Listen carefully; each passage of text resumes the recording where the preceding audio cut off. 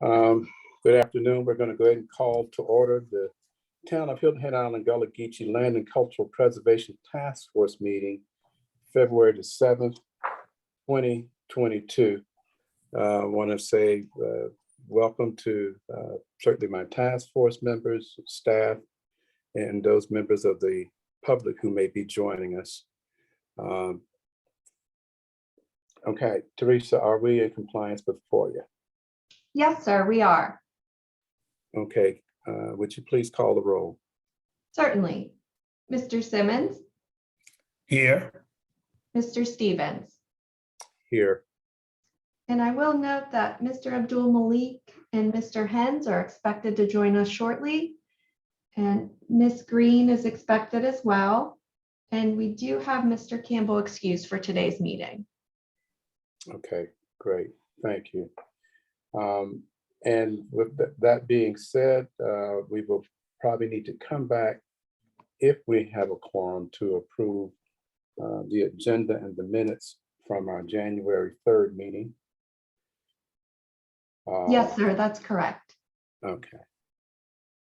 And I want to acknowledge any members of council that may be joining us, and certainly other town officials, and always glad to have our staff and support. Okay, let me move to the next item, which is our citizen comments. Teresa? Thank you, Mr. Chairman. Public comments concerning agenda items were to be submitted electronically via the town's open town hall portal. Upon the conclusion of the public comment period, those comments were provided to the task force and made part of the official record. In addition to commenting on the portal, citizens were provided the option to call into the meeting to give comments by phone. However, we have no callers for this meeting. Thank you. Okay, thank you. I understand that we did have one comment that was submitted. And staff is aware of that question that was submitted.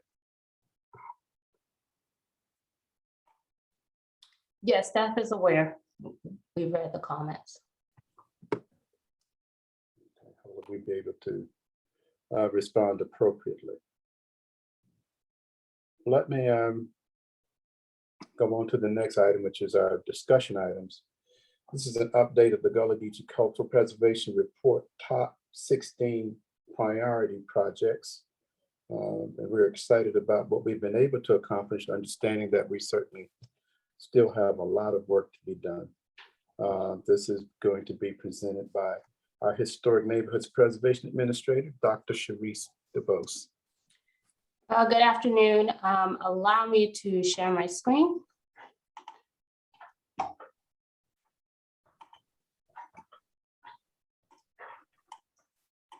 Can everyone see this?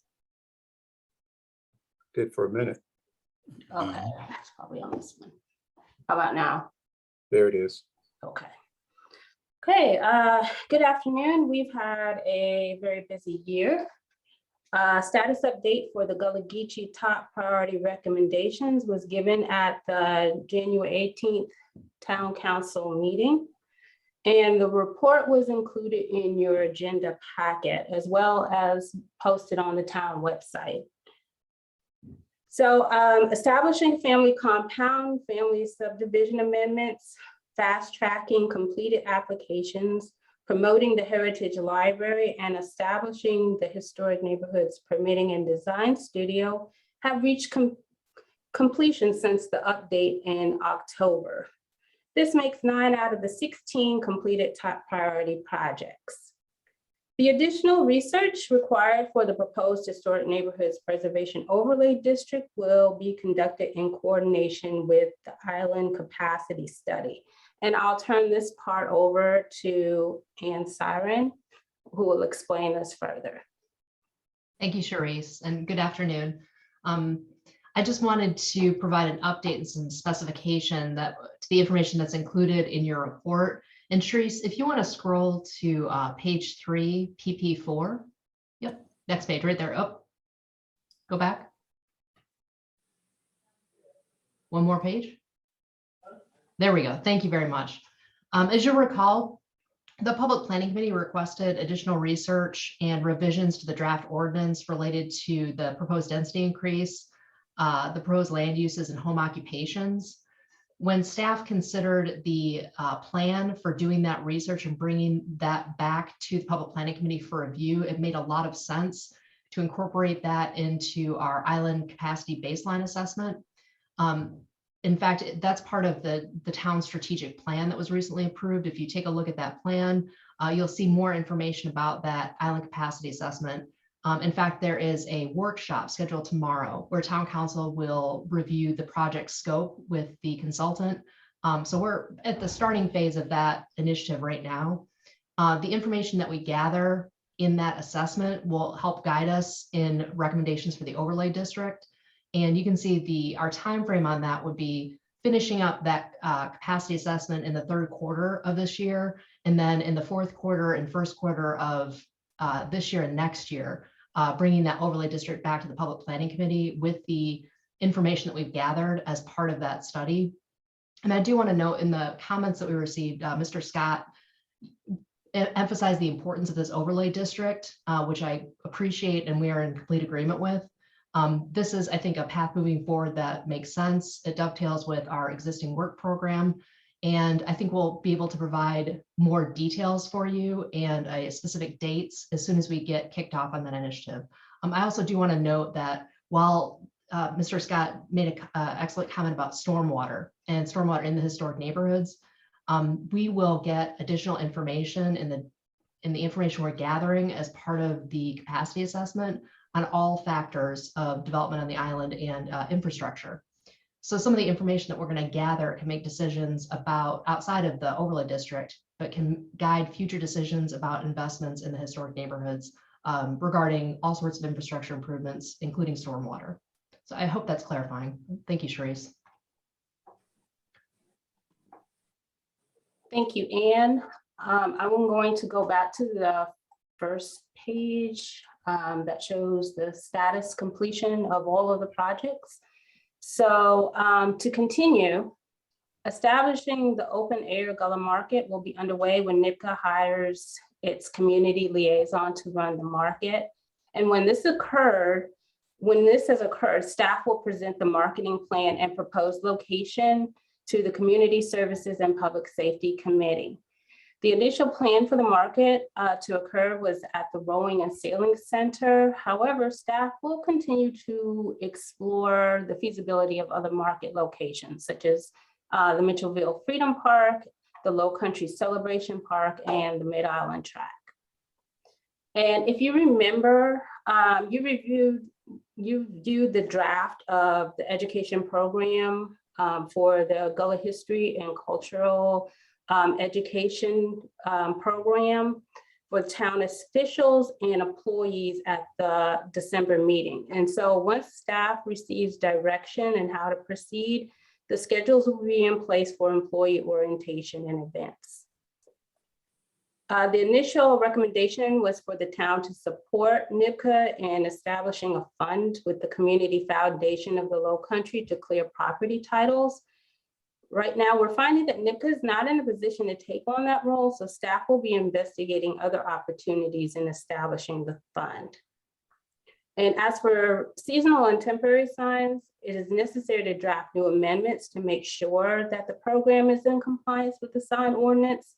And again, staff will engage the on-code code writer to draft those amendments. And so once those amendments are in place, staff will then partner with NIPCA to manage the distribution of those signs. So staff will continue also to investigate the possibility of opening a Center for Heirs Property Preservation on Hilton Head Island, but we'll also we'll try to find other alternatives for satellite for clearing property titles. And just like the fund to clear property titles, staff will investigate the opportunity and responsibilities of creating that fund for the delinquent taxes while making the public aware of the current resources that we already have in place. And that concludes the updates for the remaining projects. Thank you. Okay, I believe that we would, at this time, open it up for some comments from our task force members. And we only have a couple of us here right now, so I'm gonna go ahead and open that up for Mr. Simmons. If you have any questions or comments? Do we make a quick comment on the question coming from Ty, given the stormwater issues? Or are we just strictly on the project recommendations at this point? You know, I'd like to address that question from Ty as well.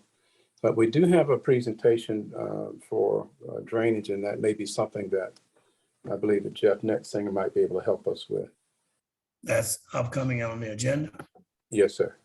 because I'm away from mine exactly at the moment, but that's fine, because I think one of his questions was who was responsible for the maintenance of those areas that we have all of the ditches that have been gone, gone uncleared. So Yeah, I believe that would be more fit under the Okay. stormwater agenda item. All right. Uh, I think Dr. DeBose did a good job in at least giving us the update on the unfinished projects at this point. I don't have any other comments as I look at this point. I mean, I think the things that have been completed are working well. And if the projects under the recommendations are pretty much in line with all that we pretty much asked for, I do believe. So, I think that sort of clarifies most of it for me at this point, unless something comes up in discussion that I feel I'm gonna have. So I'm good. We'll just wait for the next agenda items. I'm good at this point. Thank you.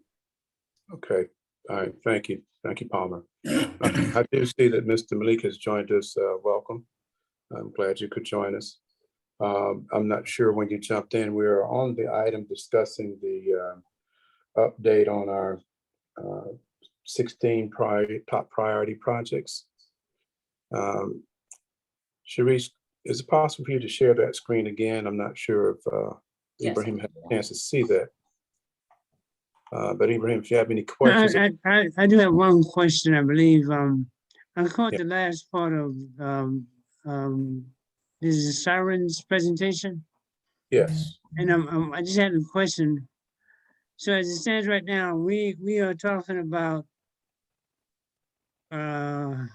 we aren't talking about anything concrete regarding the overlay until the end of this year. Did I understand that right? Yes, sir. The timeframe for the island capacity and baseline assessment would produce a report or the final information on that in the fall.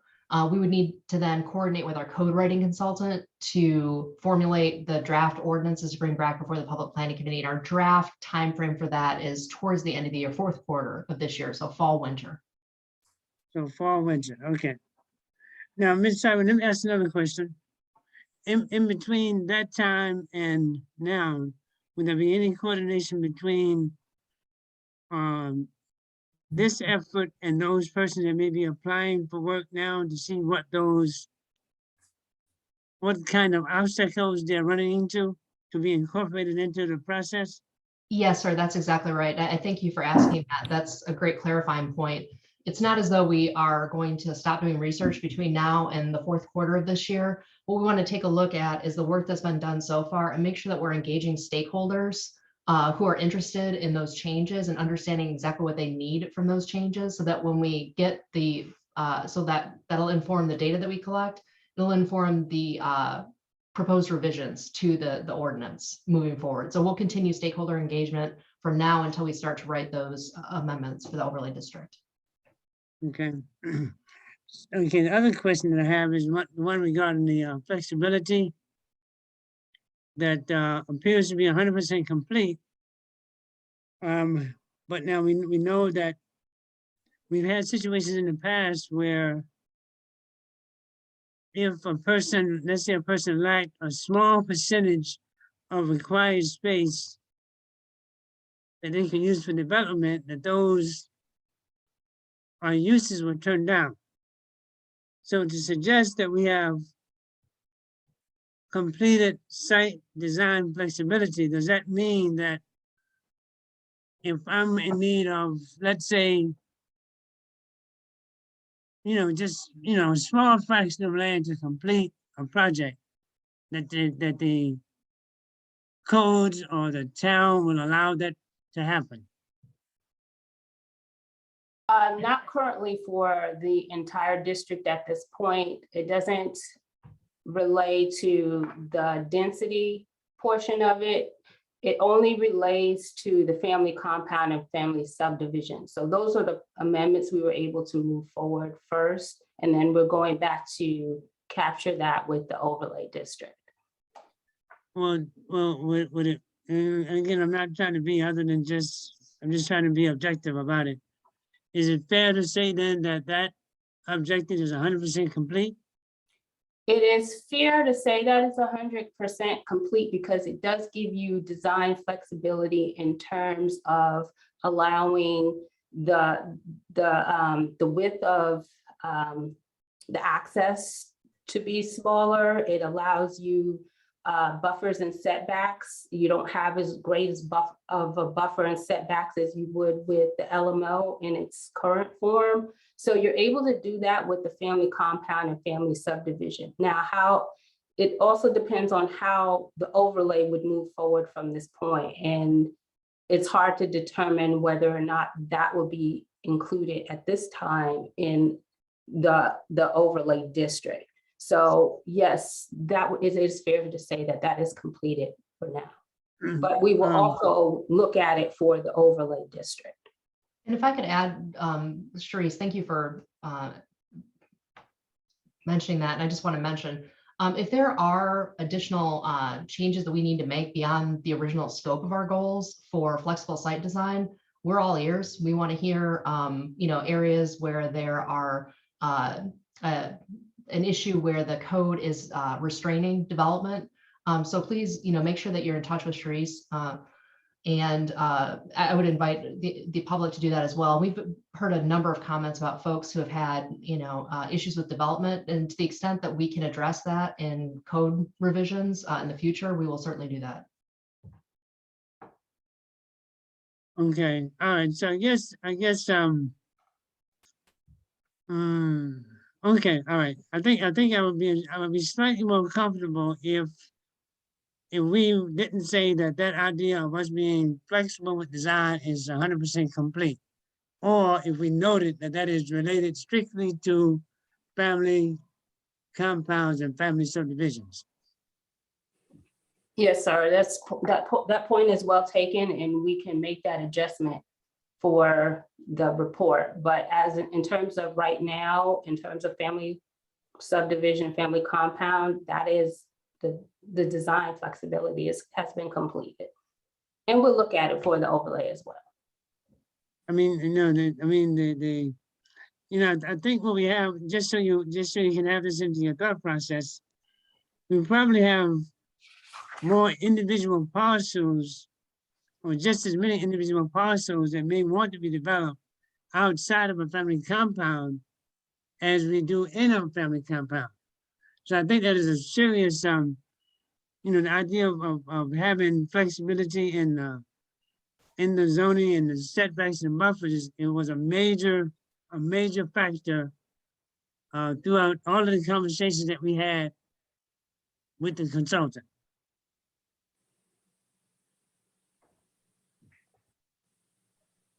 Yes, sir. Thank you. And we'll take that into consideration as we move forward with the overlay. Thank you. So was that it, Ibrahim? Yes, sir. That's all I have. Yes, sir. Okay. Do I have any other members on yet? Has Mr. Hintz joined us yet? Perhaps not. Mr. Chairman, I do not see Mr. Hens on at this time. Okay. Let me just jump in and give my observations and maybe a couple questions. Like Mr. Malik says, I do have some concerns about some of the items that are listed as being 100% completed.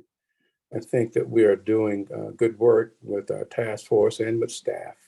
So that's not to take anything away from anybody in particular. But I'm not as comfortable with saying that we've got 100% on the allowing for the site design flexibility, especially if there are some other issues. I think that we as the community are happy to give some input. But I guess my question is, what is staff seeing from people who are coming into the offices?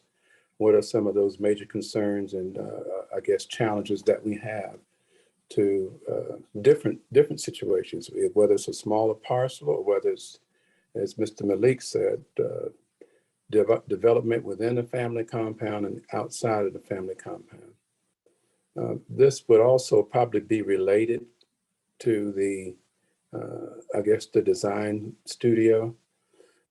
As I've said many times before, I'm always interested in case studies and to see what is coming into our office there at the town and how much success people are having or what the challenges might be. I think Ann Siren's point should be reemphasized that even if it says that it's 100% completed, doesn't mean that we don't have the opportunity to go back in and make some enhancements or changes, so to speak. But generally speaking, between the site design flexibility and permitting and design studio, those things that are related to family compound and family subdivision, can anybody in staff speak to what we're seeing come in to the town? A lot of it is permitting, helping people get through the permitting process, whether it's mobile home placement, whether it's an additional home. There are a few that are looking to do family subdivision. There are family compounds, not as many, but we're hoping to get more in the future. But most of it is walking people through that permitting process so that we're not just handing out applications and then people get frustrated and leave. So we've had a few of those successes in those. About since we've started, about 5 families may have gone through the process completely, but for the ones that are taking a little longer, such as the family compound and family subdivision, it's going to take a little longer. And just re-emphasizing the point, just because it says 100% completed doesn't mean we're not going to go back and look at those elements again. This is completed as far as the project is concerned, but even you still have to work at these recommendations because they're not recommendations anymore, they're programs. So you got to keep maintaining those programs. Okay, and thank you for that. The other part of that question is that you said there were like 5 families that have completed that process. Is there some kind of designation that is given to those families or those individuals when they go through the process so that they understand that their property has cleared all of this and they're designated, you know, I guess officially as a family compound or a family subdivision? Is there some documents that we give out, or to just be kind of word of mouth? Well, once those are completed, we'll give a report saying that this many has gone through successfully. We haven't had family compound and family subdivision completed yet, but we're hoping to see some in the very near future go through the completed process. So most of it is permitting. And once that goes through, they're able to put on their parcel what they need to put on the parcel. So that'll be designated in that way for them. So will they receive some kind of notification from the town, or they just, Yes. There's some documentation that they can use? Yes, it's always documented, yes. That they have the permission to put what they're asking to put on the property. And as it relates to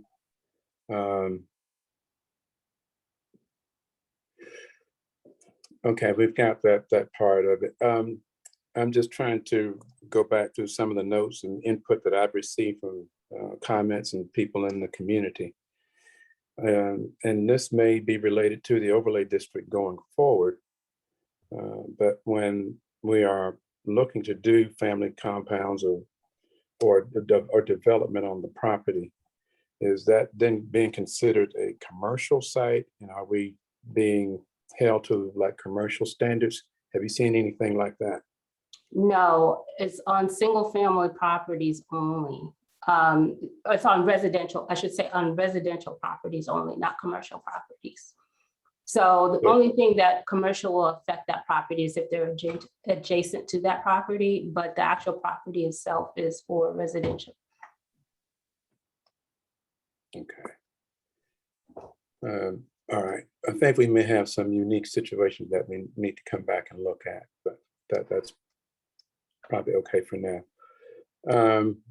The piece for clearing titles, and I believe the program we have down at the Heritage Library, that we're listing that as being 100% complete. How many families do we have participating in that program now? We've had a few inquiries. One family has completely gone through the process, and it's the information is given to an attorney.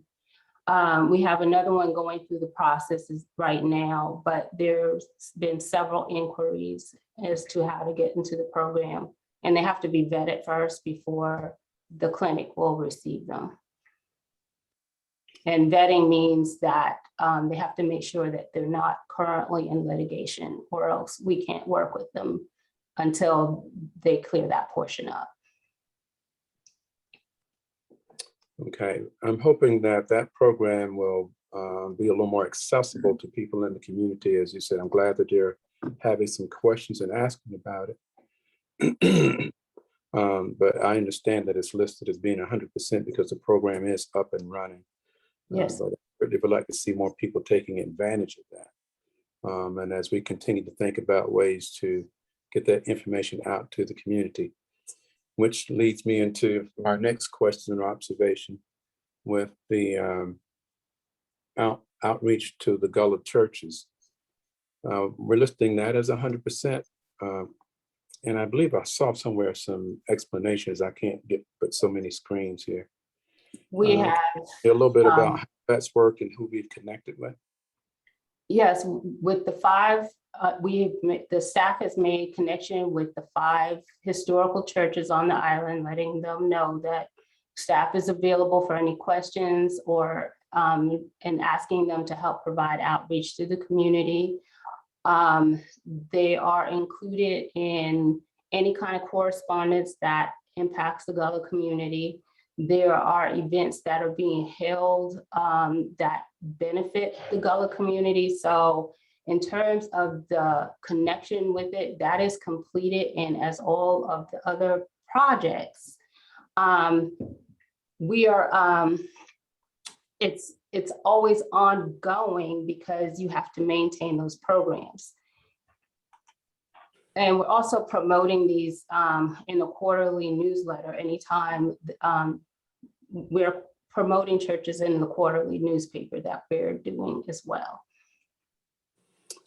Yeah, and I guess my question is probably a little more specific as to how we're doing that. Are we just sending a notice out to churches, or you have contacts at each one of the churches that we're doing? And we certainly want to make sure we have the endorsement of the pastors and leaders of those churches. How are we doing it? Are we just sending out communications? Are you getting some response back from them, or? There are key people who attend all of these churches that I make correspondence with. As you know, that most of the pastors are not on Hilton Head full time. So you have to have representatives of the churches to be able to disseminate that information. And so that's what we've been doing, is that we have made connections with people who are members of those churches to ask them to help share that information among the community. Okay. And the last question or observation I have is in relation to the fund for delinquent taxes, and certainly doing the educational outreach in heirs property assistance. I know we have a few resources in the area, and I'm hoping that we are accessing some of those resources, and people in the community that might have ideas about how to assist with that. The that's the heirs property assistance. I'm looking for that item. Is that being listed as 100% as well? Heirs property assistance in terms of funding, no, funding is not at a 100% completed. We're still trying to, the town is still trying to figure out how to best establish these funds. But in the meantime, we are providing information for those who need that type of information to, if you wanna find resources to clear property title, or if you want to pay your delinquent taxes, and those are on the website. And if if we're reached out to directly, we will share those resources with the public. Okay. And overall, my last comment is that hopefully we will continue to find ways to reach out into the community and build those relationships so we can get information out to the community about the resources and assistance in those programs that are available. And I appreciate the work that staff has done on these 16 top priority recommendations. But I guess the last question that I have is, there are certainly some other items on the big list, if you will. How are we dealing with that? Are we just kind of focusing on these top priorities, or are we still having some of those other ones in mind? They're always in mind. If someone comes forward with an idea to move those projects forward, then we will certainly do that. But right now, the focus is on trying to implement the top 16 priority projects that was established by the task force as being the most urgent. Yeah, okay. Well, I just encourage you to, I know you have a full plate, but you don't have to wait for someone to come forward if you have ideas about some of those things. When we established a lot of these recommendations, we identified a couple of them, or a few of them, as what we called low-hanging fruit. So I think there's still some ways that we can accomplish some of those other things. One that I get a lot is the establishment of the resource center, which is just another way of getting information out to the community and even our own task force members, where we can find those reports. I think we've got a pretty robust section on the website that has a lot of those documents and information. Am I correct? Yes, that's correct. On the Gullah Geechee webpage. Yeah, okay. All right, that's all my questions and comments for now. Have any other members joined us, Teresa? Yes, Mr. Chairman, I do see Mr. Hens on the line. Okay, I would like to give him the opportunity to maybe ask some questions. I'm not sure which party jumped in or where he might need to be updated. Well, thank you, Mr. Chairman. Can you all hear me okay? Yes, sir. All right, apologize for being late, but I'm really impressed with this list, project recommendations. It shows that we, and particularly the town staff, are being proactive, and that's a lot better place to be if you're on a task force than reactive all the time. Proactive is positive. Reactive can be defensive from time to time. So this is great. I'm 100% delighted to see this and to see all that the town has been able to accomplish so far. And so kudos, Sharice, to you and everybody at town for this. Just a couple of points. One is Levon has asked you, Sharice, and I asked you, I think the last time, about how are we getting, we're doing such really good things. How are we getting the word out?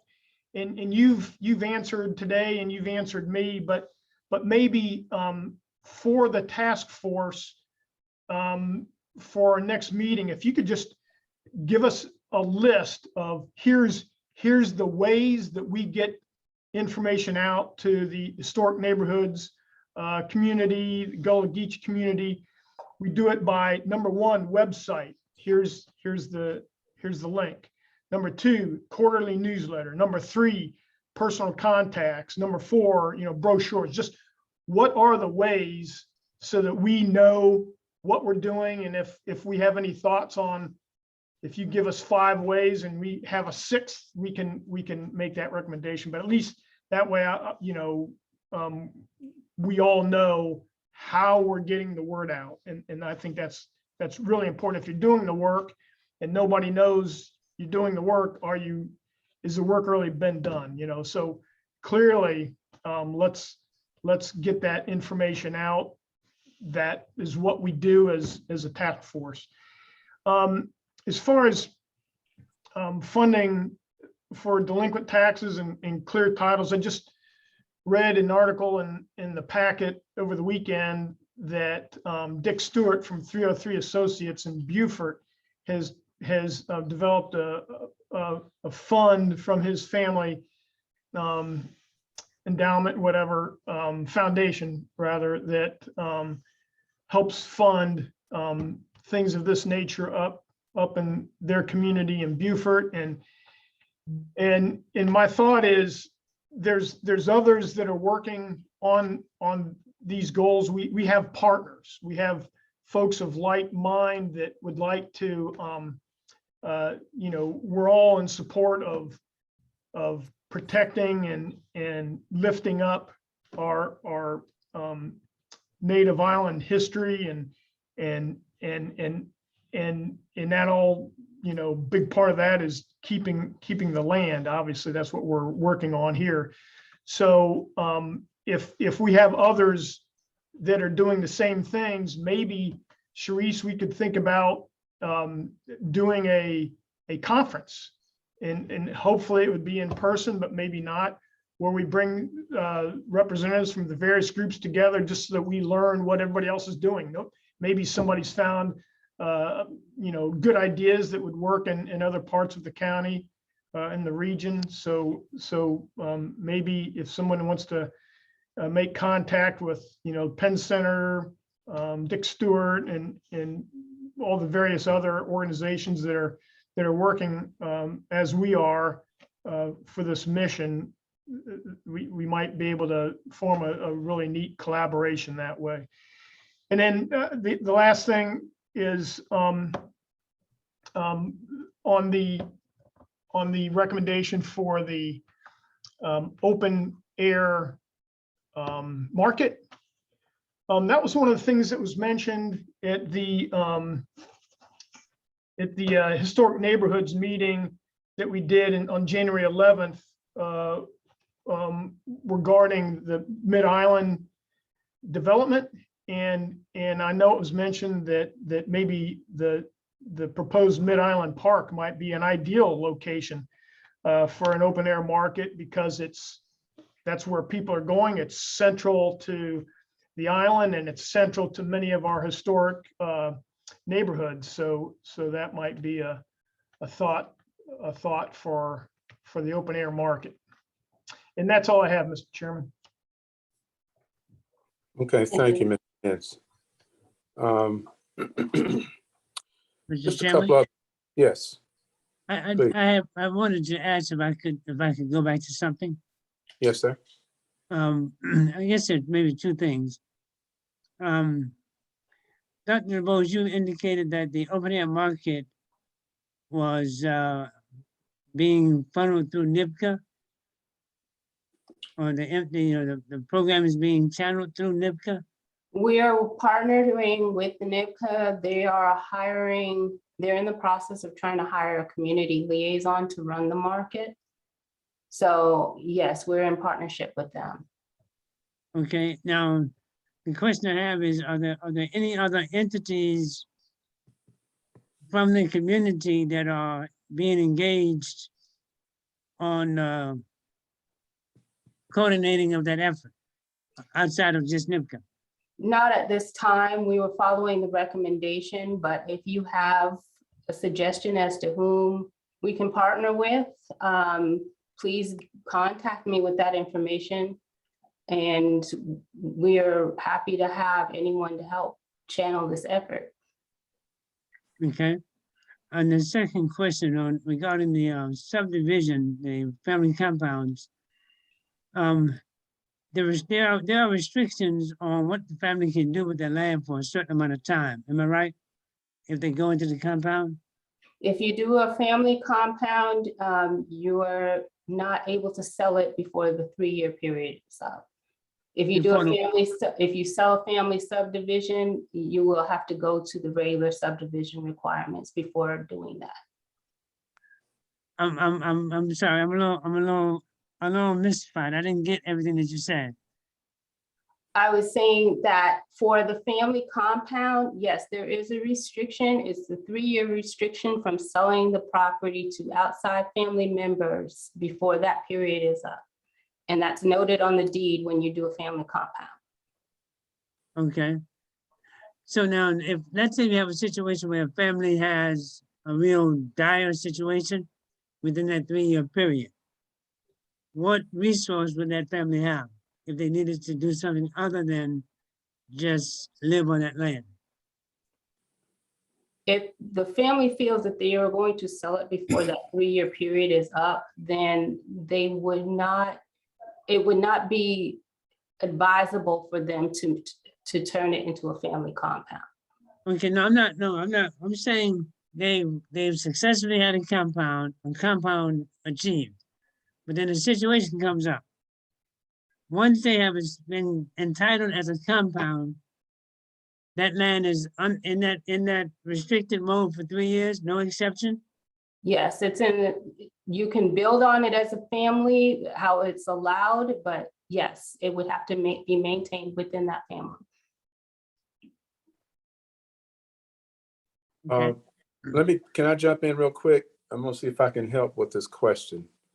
So if within that 3-year period, something does happen and the family does need to sell, is there some other avenue that they can take? Is there some other, I don't want to say the penalty, so to speak. I remember in our discussions when we were trying to develop these statuses, this was a big question. And if a family did need to sell, then they would have to, I believe, be removed or go back to some other property status. Is that a fair part of the question, Ibrahim, that you're trying to ask? Yes. And I'm So not, if a family- I'm not necessarily yeah. saying sell, but Yeah. what if the family has a compound established and then an opportunity comes by where they can lease their property to an outside entity for a number of years? You can lease if you're holding on to it in your name. What you cannot do is sell the property. Remember that the purpose of the family compound and family subdivision was for the preservation of the property. Right. So, and also when it went before town council, it was noted by them that they wanted to aid in the preservation of property. So when the family compound was established, once you establish it as a family compound, within the 3 years, you have to keep it as a family compound. If you try to sell a family subdivision, you would have to go back to the regular subdivision regulations before you can sell it. And there's no other provision for family compound that's written in the ordinance. You just have to keep it as a family compound for those 3 years.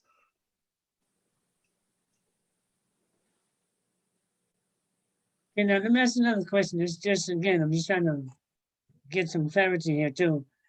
Once a family compound is structured, does that have any impact on how the land has been deeded, or is it still characterized under heirs property? That's a totally separate question. Family compound doesn't impact heirs property, doesn't clear it. If you're coming in as a person with heirs property to try to do a family compound, you still have to get an agreement from all the people that it's tied to in order to create family compound with it. But those are two, it doesn't clear heirs property. Okay, Does that help you, Ibrahim? it does. I believe that's where we are now. I will say that I know there's no perfect process, so we're just trying to allow for situations that might arise in extreme cases. So, okay. The last question that I wanted to ask too was that there may be some opportunities in the community. Well, I believe I'll hold that until we do our staff report. This is unrelated to what we're discussing now. Any other questions or comments on this particular item?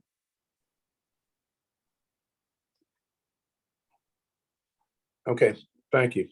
Thank you, Dr. DeBose. Thank you. Okay, I believe the next item we have on our agenda, if I can get it pulled back up here, but I'm gonna go by my memory, is a discussion on our drainage and stormwater management program. Okay, here we go. Our stormwater management, and we have a staff presentation by Jeff Netzinger, who's our stormwater manager. Thank you so much, Mr. Netzinger, for taking time to be with us.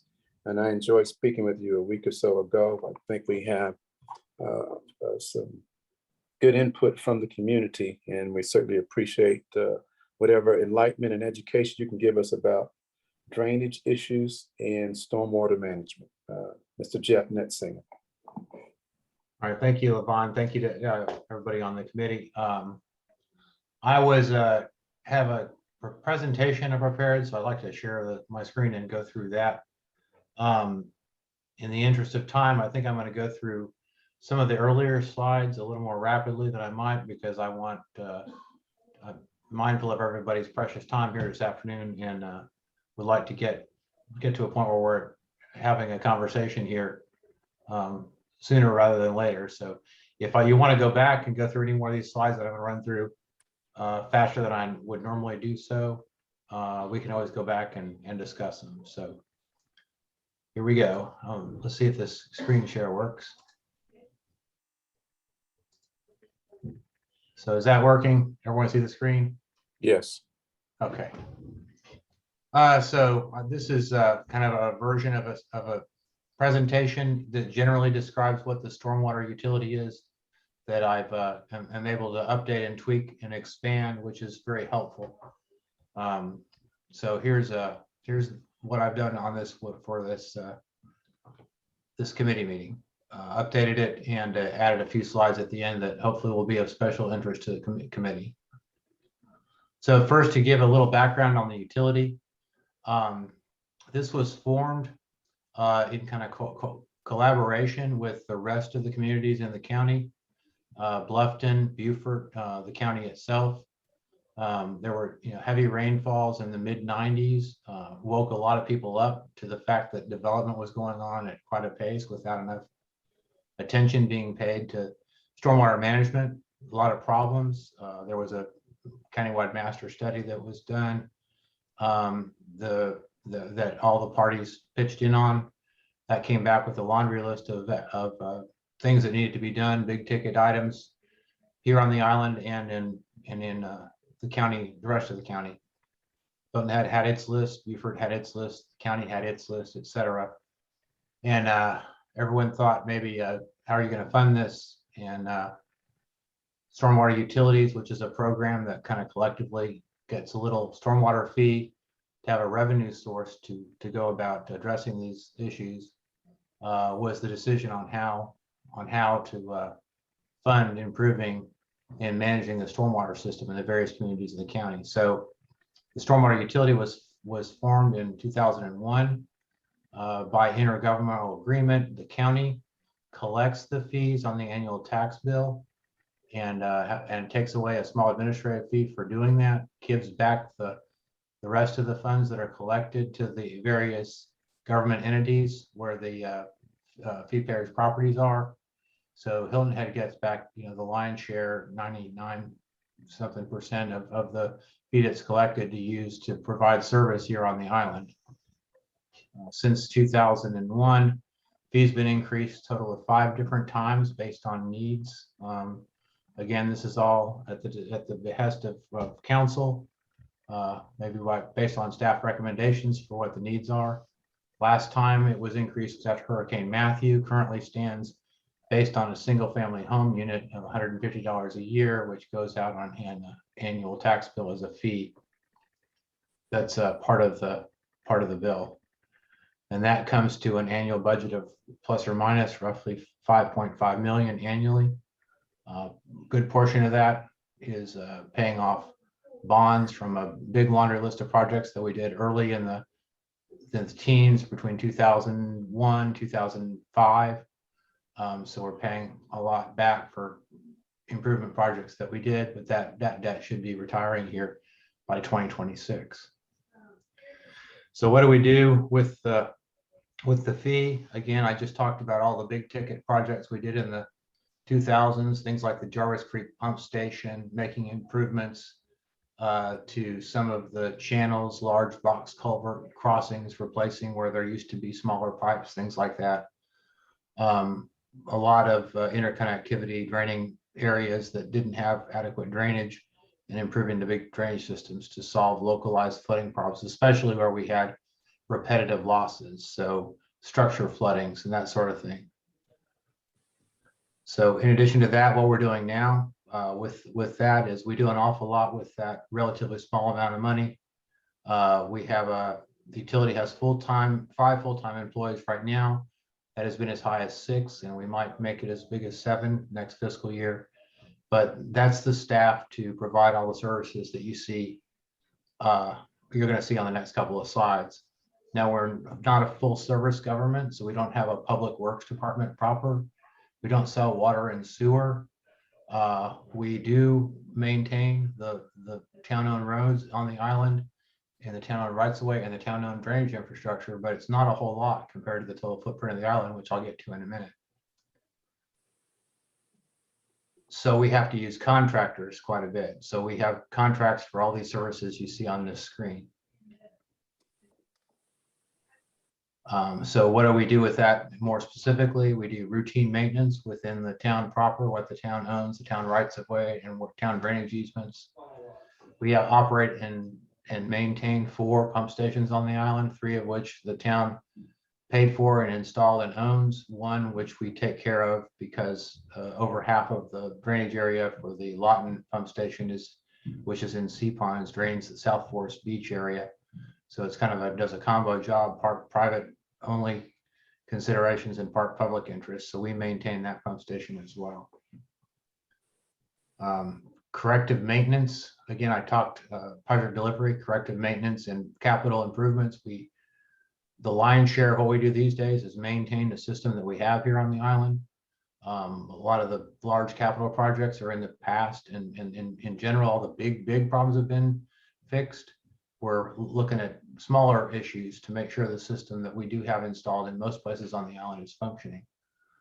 We're always looking to improve it, and when we see an opportunity to improve it, we do, but it takes an awful lot of effort to maintain what we do have. So that's where the bulk of where we spend our efforts on is involved. We do have a modeling program, which I'll get here in a little more detail in a second. And then we have to maintain the LMO through plan review, and we have been identified as a phase 2 MS4 community. A lot of acronyms there, but what that is in a nutshell, that NPDES permit that we were assigned in 2015 requires that we enforce the Federal Clean Water Act at the local level. What was pushed down to the state back in the 70s and 80s, and then in the 90s into the 2000s. the push has been more and more to make the local communities take care of their water quality at the local level. So we're required to enforce that Clean Water Act with staff here at the town level. The routine maintenance, more specifically, is here with the growth season on the island being 9 months out of the year or so, a lot of vegetation management in our ditch, keeping our pipes clean of the organic material that is associated with vegetation that dies off and regrows every year. And then we have so the ditches and the pipes, keep those clean, and then we have some control structures, which are everything that keeps the tide water from getting back in, gates and flap gates. And then on our ponds and lagoons, occasionally we have risers and weirs and standpipes and things that need to be maintained. I mentioned the pump stations earlier. So again, I was talking earlier about the corrective maintenance. There are constantly old pipes that are getting root balls that grow into them and clogging the pipes up. We have failures due to age. We have failures due to erosion nearby. So there's constantly drainage inlets and pieces of pipe that are collapsing or having problems that we need to either rehab or perform an isolated point repair on or replace. And again, when that routine maintenance I was talking about on the previous slide about mowing vegetation isn't enough, sometimes we got to go in and actually excavate and get the sediment and organics out of the ditches or jet the pipes out to keep the systems optimized. Again, not a lot of huge capital improvement projects, but occasionally we do have one that generally are smaller scale. We've done several of those in the last year. The inventory and modeling program is something we're about 60% done with right now, but we've been going watershed by watershed across the island since 2012, kind of getting a better information on the inventory, what makes up our drainage system. Since the town incorporated in '83, and most of the infrastructure is not owned or managed by the town. Most of it is owned by the state of South Carolina, Beaver County, or it's private. But we're trying to get our arms around the whole system since most of these are integrated and rely on pieces with various owners. So we're trying to collect and have the best information we have on every watershed and every bit of the drainage infrastructure on the island. So hopefully by 2026, we will have finished getting those initial models set up and those initial inventories vetted. In addition to maintaining the drainage system on the town-owned lands and roads and in the town easements, we have entered into agreements with 17 private communities where we perform corrective maintenance only, no routine maintenance, but just corrective maintenance. If they have issues, they can put in an application via a service request I'm going to get to in a minute. And then we take the process to vet those and rank those and program those. Again, this is something that's been directed at the direction of council back in for the last 15 or 20 years, that we ought to do that because the lion's share of the population lives in many of these private communities collectively. Here's what it kind of looks like overall on the island. This is color coded the primary responsibility areas in that peach color, I guess you call it, but that includes the state and county right of ways, but that's the town proper by and large outside these some of these larger private communities. But generally looks, get a sense of what the footprint looks like. Here's some statistics. The primary system, via our current extensive service, the system we maintain is about 125 miles of ditches, 234 miles of pipe. Unfortunately, a significant part of that system is metal pipe, which is this is like a not ideal environment for metal pipe. It's brackish water effects. The soils are not ideal for metal pipe. A lot of it's low and gets wet and dry throughout the year. So, and it has the shortest lifespan here on the coast of any of the other materials. So a lot of that is decaying, causing us a lot of problems. It'll rot, completely away, given enough time. And then a total of more than 10,000 drainage structures of various types. What we're looking for as far as the challenges of the utility year to year, again, I just spoke about that metal pipe. Maintaining these pump stations is kind of an expensive endeavor. We just finished a major overhaul of the Jarvis Creek pump station, which was on its 20th anniversary, 2020. It was constructed in 2000. And then the 30-something-year-old pump station, we just finished with an overhaul there in Sea Pines, the Lawton pump station. And Wexford is beginning to show its age too. So we're planning on doing that in the upcoming fiscal years, either next year or the year following. Again, I mentioned the getting vegetation and organic material out of these pipes, culverts, lagoons, and ponds. That's a big problem here on the islands. The organic material in particular builds up a little bit every year in these things, and continues to reduce the ability for the drainage systems to do their job by filling up. So we need to keep those clean. And you probably heard an awful lot of talk about sea level rise. The town has yet to come to a firm policy on what we're going to do about it from a policy level or from an operation standpoint. But as we look forward, looking at ways to increase the resiliency of our drainage system, particularly with putting in flap gates and other backflow prevention devices to make sure that when it rains, we can push the water out and won't let the tide come back in to interfere with that process. So specifically, as we get to how, if you've got a problem, you let the town know that you've got a problem and what we do about it when we find out there's a drainage problem. I'd like to emphasize right now, and this is something we struggle getting out enough, even though we try very hard to get it out, that if anybody has a drainage problem on the island, we encourage everybody to call the town. You don't need to call the county or the state or wonder who's responsible for your problem, because the town, our staff here at the Stormwater Utility is ready to help and figure out anytime there's a problem, who's responsible for it, and then go beyond that to help, get the person responsible aware of the issue. So I'm going to get a little bit more into how we handle them more specifically, but when we do get a request, and again, that list is the various ways that we get them: phone calls, emails, meeting somebody out in the field, or a lot of times one member, myself or a member of my staff, will drive by and see something, or other people in the town employees will see a problem and let us know. Every time it happens, no matter what the source, we enter it into our database as a service request. We try to capture every request of any type and put it in this database. And I think we do a pretty good job doing that. So they're all tracked officially as service requests.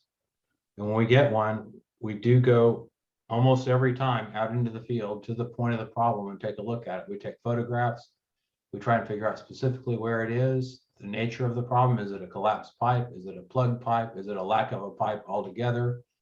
Is it a ditch that's filled in? Is it a part of the drainage system that has failed, causing a safety issue? Or is it a lack of drainage or adequate drainage that's causing a flooding problem?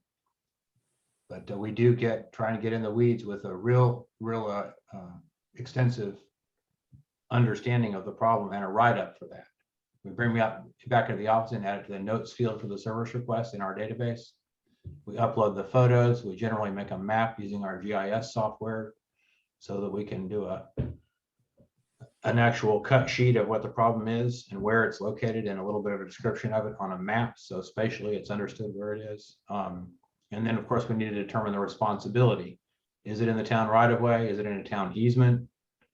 Is it in a community that has a maintenance agreement with the town? Is it in a state or county right of way or one of their easements? Is it private, impacting just one parcel, like out in your backyard, and it's not affecting anybody except yourself? It's generally the responsibility of a property owner to get the water to the edge of the property, to the closest collective communal right of way or communal drainage system, a drainage the drainage system at large. Sometimes we'll encounter the private communities or private issues that affect multiple parcels.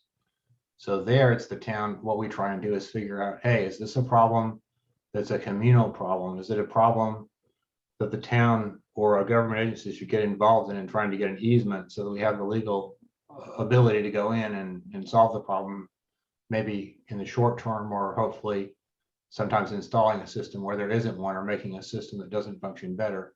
But again, a lot of times we have to have a collective buy-in and easements signed off on by all parties. But that's an ongoing thing. If we ever encounter a problem like that, we're always looking to see if that's a potential angle for solving the problem. We evaluate every one of these things on a formalized evaluation process and give it a score. How bad is it? Is it a pipe that collapsed that made a road impassable? Is it a puddle that'll make your feet wet when you check the mail, and everything in between? Is it causing, so it's a pretty rigorous system. It gets a score on a 1 to 20 scale. And that's the basis for how we decide what to do with the money year to year. We hit the highest priority ones first and keep going down the list until we run out of capacity to get the work done or money. Generally, of late, it's been capacity to get the work done with our contractors and staff. So we're looking at changing that. Here's an SOP, our standard operating procedure for how we go about what I just talked about. And again, it's a lot of boxes and a lot of lines and a lot of decision points, but this does kind of get our arms around every kind of service request we could possibly have, whether it's a referral to the state or county, whether it's something that we need to get involved with through code enforcement. If there's a code violation, somebody allowing a ditch to get filled in that a neighbor relies on, or is it something that's just 100% a private issue that's going to be up to the property owner and only the property owner to fix? If we do determine that it qualifies for service by the town, we give it an evaluation and a budget, and then we rank it and we start programming it for addressing the deficiency, depending on when that number comes up. Generally, like I said, the highest scoring problems to the lowest. If it's an emergency, we handle it right away. And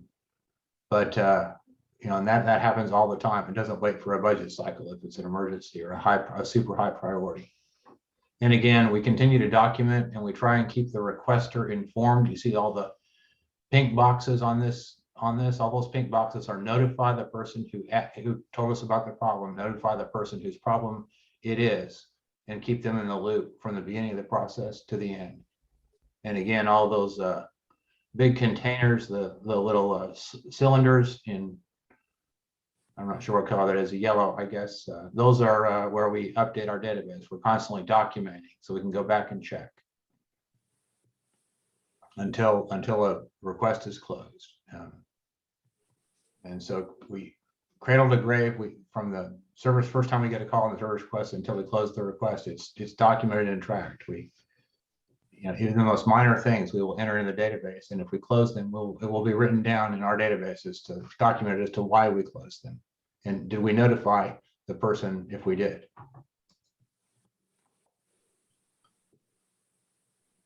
Some of that stuff I just talked about on the previous screen.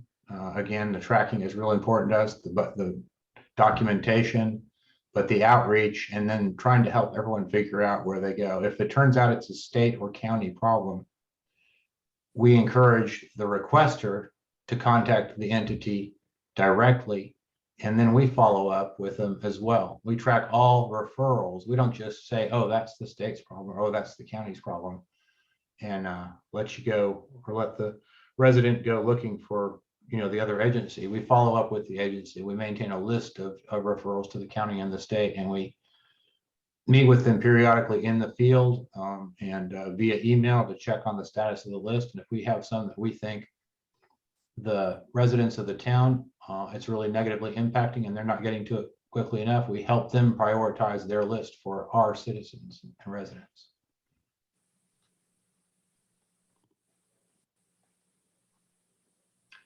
So since this was the committee's concern with specifically the historical neighborhoods on the island, I thought I would pull out of our database just to give you an idea of what the utility does.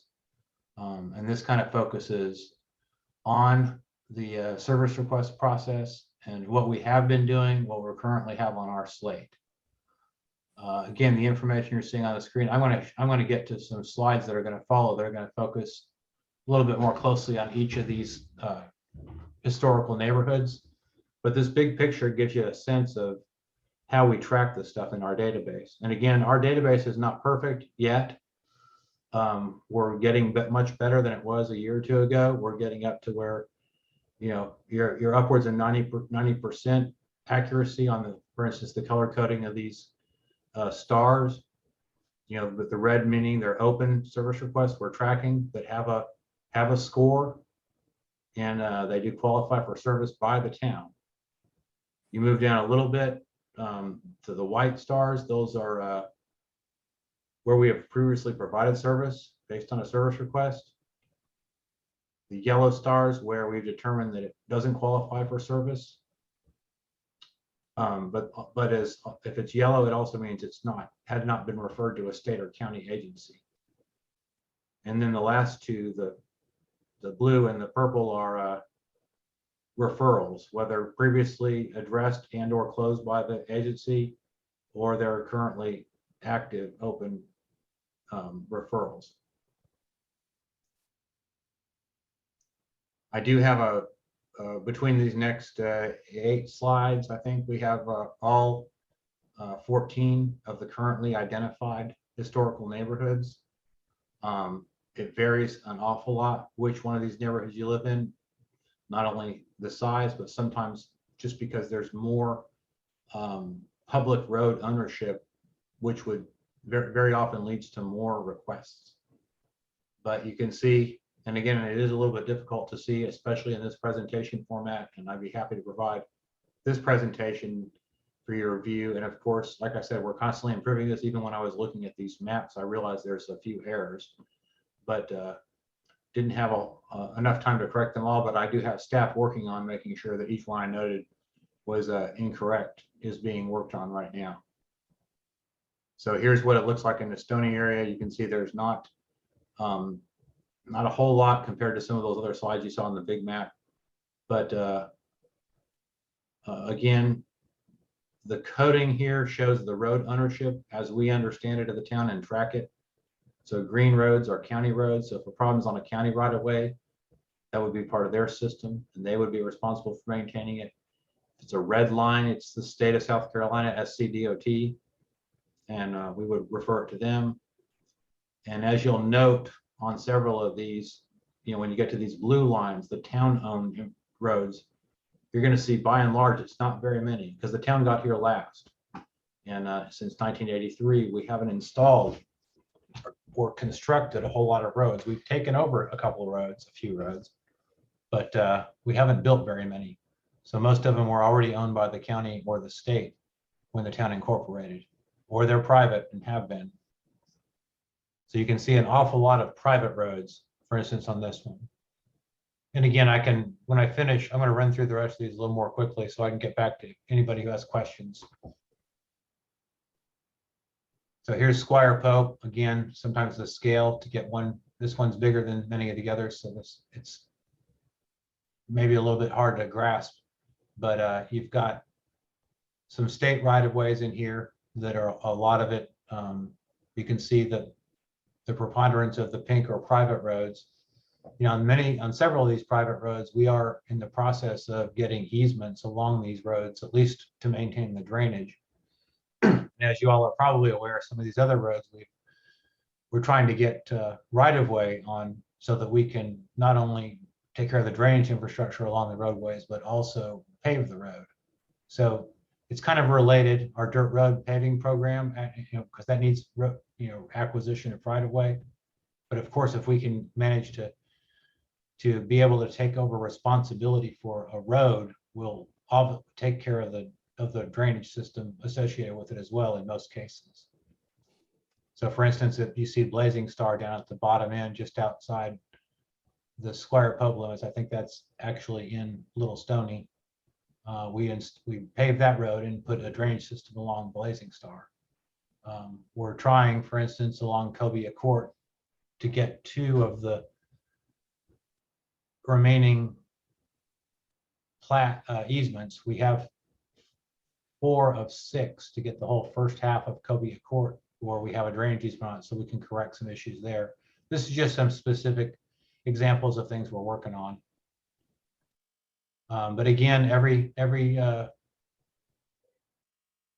deficiency that we receive wind of, we put in the database, and it's being tracked from that moment on. And we have frequent meetings to go over the status of all the requests. Up in the Bagall and Mitchellville area, we don't get a lot of calls up here, very seldom. A lot of the main roads are not very many, really. It's Fish Hall, Mitchellville Road, and Bagall are the main trunk lines. And they belong to either the state or the county. And I get the impression that a lot of the folks who live up here know that they belong to the state or the county, because we don't get very many calls. But when we do, we come out to the scene and try and figure out who we need to let know about it, or if there's anything the state, the county, or the town can do about it.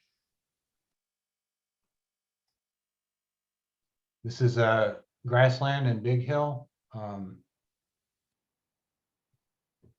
Again, Ben White Drive, been out there on a couple of occasions recently.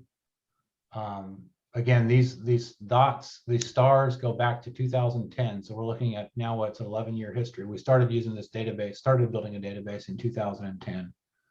So that's how far back our history goes, is being able to pull stuff up to get a historical sense of what's going on in a particular area or with a particular issue.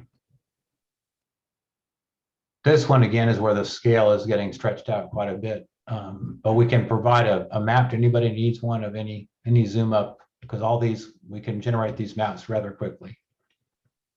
So this is trying to capture both the Gardner and Marshland neighborhoods.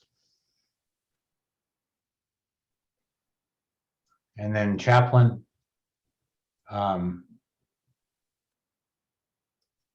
It's fairly straightforward. Again, a lot of county roads in the Chaplin area. Spanish Wells and Old House Creek and on the peninsula.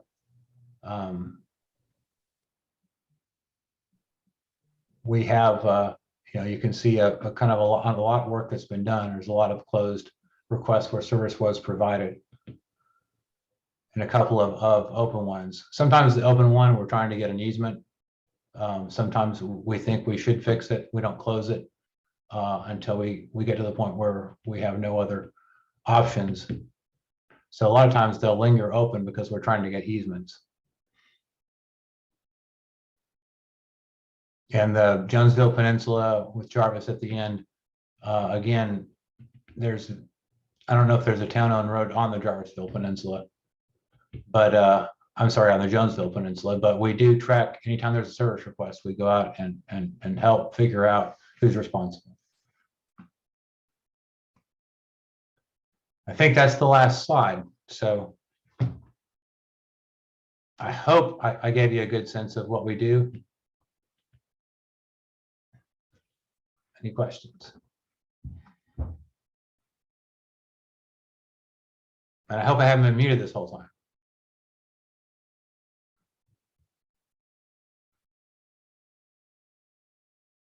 Time to kind of, oh, okay. I was muted. I'm sorry.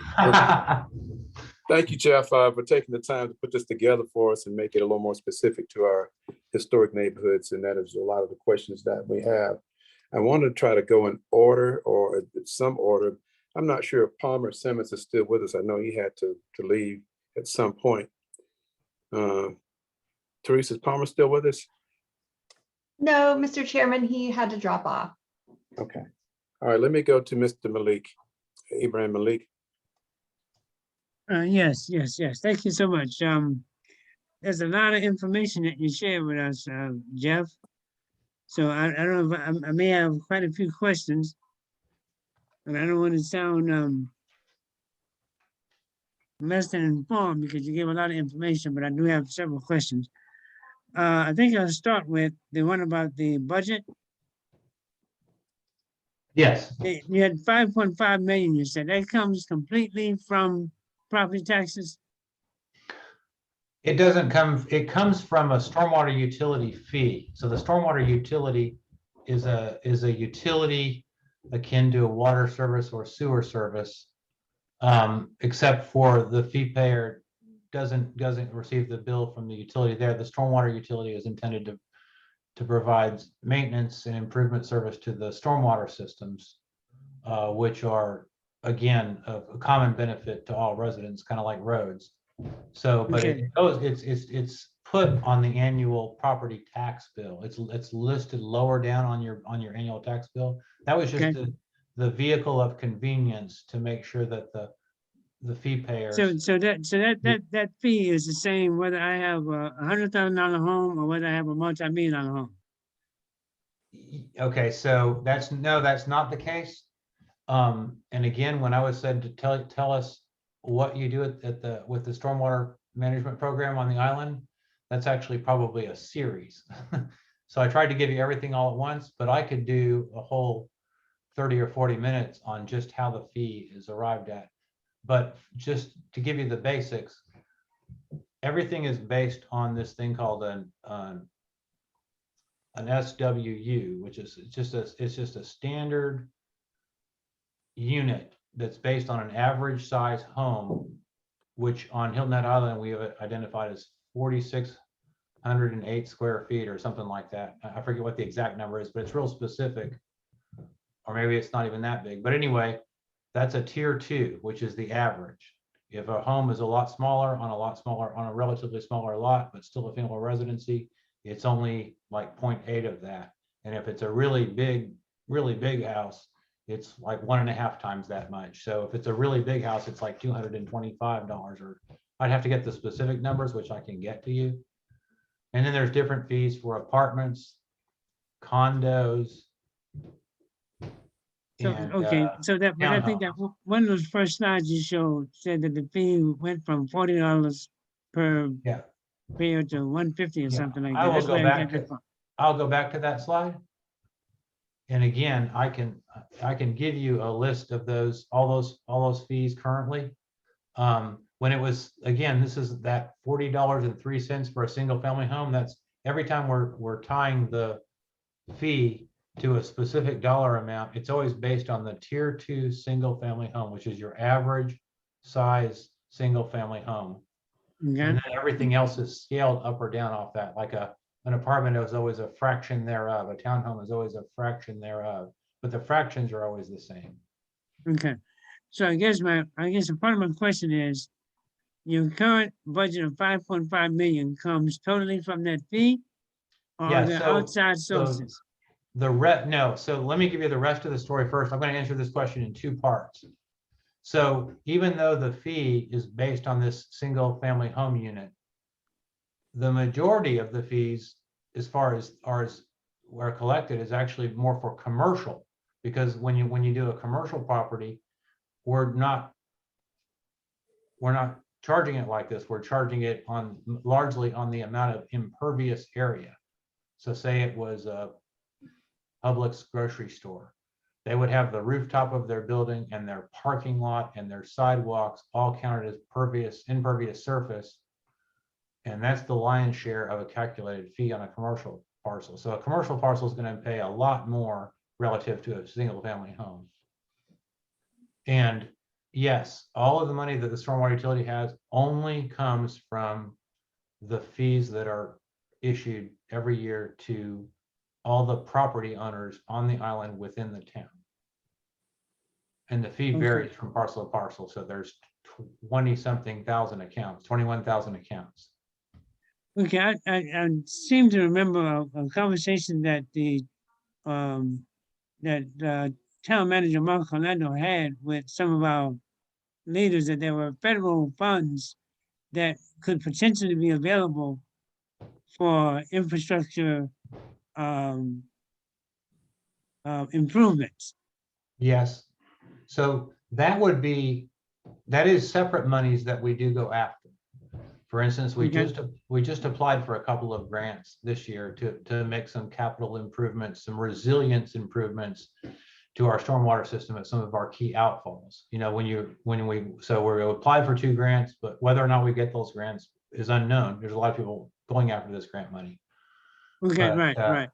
But that would be gravy added. That would be extra money beyond that. You know, we're not programming any of our year-to-year normal operating budget based Based on on grant. any hope to get a grant. Yeah, so it's Okay. all. So that's usually focused on a specific problem, at least at this point. There are other potential revenue streams that might appear from time to time, and we're always looking to go after grant money if it's appropriate to do so. Okay. All right, so here's the question that I have for you is, and this is a question that came from several people that I've had associations with. They've indicated to me that we have areas in our community that have not been serviced for 25, 30 years. And I guess the question would be, if our neighborhoods, as a taxpayer, I'm being assessed a fee that's equivalent to the average, every other person on the island, then why are the areas in our neighborhoods particularly have not been serviced?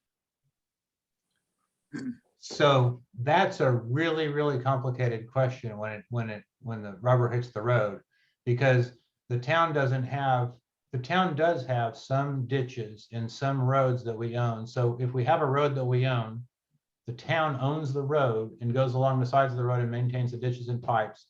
And if we have an easement, like say a drainage ditch leaves the road and goes to an outfall, we might have an easement over that property. But the town doesn't own, the town has to own the system or have the legal authority to go in and maintain a system before it can do any servicing. So we do have some easements and some roadway rights of way where we are establishing and ramping up a routine maintenance program. And again, another thing that I could provide is a list of all of these phones. They just won't. Sorry about that. There we go. So we do have a list of drainage systems that are in our routine maintenance inventory. So we have sites that we do maintain on a schedule, and they're generally ditches where we go in and keep ditches mowed, where we have an easement over the ditches, or in some cases where the town owns the ditches. But we don't have the ability or the capacity or the legal authority to go many places. Like if it's a county road, it's the county's responsibility to maintain the roadside ditches and the shoulders. But it's the state of South Carolina, SCDOT road, it's their responsibility to maintain the drainage systems of their road. And if it's a private system, there are some private systems where the town has gained an easement so that we can provide service. But generally, even when we have an easement, we're not providing routine maintenance, although our level of service might get us there if we chose to change and increase the fee structure, or change what we do and emphasize less on something else and more on that. But again, we have to own the system and be responsible for owning and routine maintenance before we can maintain it. So it's not a matter of whether it's been serviced in 25, and if it's 100% private, it won't be us or the state or the county that would come perform any maintenance on it unless we had some legal obligation to do so. And it's not that we don't want to get a legal obligation in some cases. In some cases, there's a system that we really do want to get the legal authority to be able to service, but we can't get it. And in some cases, we been successful, and others are in the works, and others we might not be aware of yet. But again, that all loops back to the starting point would be with us is to call us, have us come out and take a look at a specific place And then we could figure out if there's something that could be done. Okay. Now, let me ask you a question. You mentioned something about having an inventory of drainage that the town owns or the town has easements to? So we have, are you familiar with the GIS system that the town has? Or what most government entities have now, where you can track all the spatial data? So we have the parcels and the historical neighborhood boundaries and the ward boundaries and the roads and the building footprints and where wetlands are and where wetlands aren't and where pathways are, all in a database, a GIS database, a spatial database that everyone at the town here uses just about every day. We open up our GIS application and we can turn on and off layers. Well, some of those layers relate to stormwater, like turn on the pipes layer, or turn on the ditches layer, or turn on the manhole layer, but that information has been collected over a period of 20 years. And some of it was put in from as-built drawings, some of it was put in from design drawings, some of it was put in because it was surveyed in the field and brought to us and put into our system. Some of it was picked up just with a handheld phone GPS device because we knew there was something there and wanted to have at least some idea of where it was. And that'll get you within 10 feet, but it's not exact. So the answer is we have a pretty good sense in most places on the island what the drainage structure, what the drainage system looks like, but it varies on the quality and how much we can rely on it, depending on where we are on the island. So we're trying to constantly improve that. It's always a process of, can we make it better? We need to make it better. Ideally, we want it to completely reflect what's out there 100%. For instance, we don't pick up all the driveway pipes on the island. We just don't have the capacity or the time, at least to date, to go up and down every county road that aren't even our roads and pick up all the culverts along, the driveway pipes, for instance. But we're working towards that. Okay. I appreciate that, the insight that you just provided. And I guess my follow-up to that would be, every time it rains, we have flooding in our neighborhoods. So if we would identify the streets in our neighborhood that the town has full access to. And again, couldn't probably, we would probably have to sit down and figure that out. But how much of a priority are the streets and the ditches in our neighborhoods being given, by the department? If there's a street that floods every time it rains, we don't know about that street. So we would need to know about it first. And I guess here's another problem, I think, is everyone at this point, I think, has a different understanding of what flooding is. So so we evaluate them and we have a pretty rigorous set of standards on how we evaluate any sort of issue. But first of all, we have to get a phone call or an email or have somebody drop by or flag us down one way or another. The stormwater utility, we need to get our eyes on it so we can figure out. And again, it's the best time to call us is when it's pouring rain or right after it's raining, so we can come out and take a look, because we have to be able to understand the problem, understand how bad it is, understand how often it happens in the case of a high water event or a standing water event. And then we need to figure out who owns it or what collection of various people own it, and then see if we can't work towards a solution. But it needs to be specific on a specific location before we can get started. So then what I'm hearing now is that if anybody in the neighborhoods have an issue, the first thing they need to do is pick the phone up and report it. Yes, that's a great place to start, because if we don't know you're having a flooding problem, we got to know. Okay, now here's another question for you. I saw on the map that you had some areas that did not qualify for Yes. town services. Yes. What is the criteria for which I couldn't recall what you said about why they would not qualify? Well, so if you live, say, at the end of a private road where there's no dedicated right of way, and it's been, your fourth lot back from from a county maintained road. And the road that you use every day to get out to that county maintained road is a private road where it's shared access easement is the way you get past your neighbor's lot, past your other neighbor's lot, past your other neighbor's lot to 4 rows back. Everything that you're going along there is a private shared access easement. And if you have a problem with flooding on your property that's landlocked from a county or state or town maintained road or drainage system, and you have a drainage problem on it, we can't do anything about it unless somebody were to, all the neighbors were to dedicate an easement to the town along all the properties along the road, such that there was something that we could legally maintain or install. But we can't do it on private property. The town can't just go on private property and do stuff. Nor can the county or the state. Okay, I understand that part. And is that the only reason that a property would not qualify? You know, if it's not, I mean, privately held and not, no easement been deeded. Yeah, but again, yeah, and if it is a county road or a state road or a town road, and there's a problem where that's flooding, you know, is it flooding?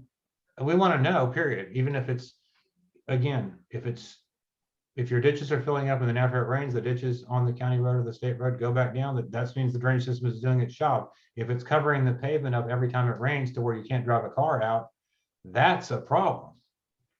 So we need to know how bad it is, how often it happens, and where it's happening on a specific case-by-case basis. It's very hard to solve generalized problems because we need to know specifically what they are. Because if we know specifically what they are, we can specifically figure out how to solve them. Okay. Now, I have another question regarding the agreement that has been made with the private communities that you indicated. Prior to those agreement, the agreement, that infrastructure was being maintained by those communities? Yes, and it still is, with everything with the exception of what we refer to as corrective maintenance, which would be a failed pipe or a failed structure. Most of the time that's what it is, but not routine. We're not doing any routine maintenance inside any of those communities, any of them.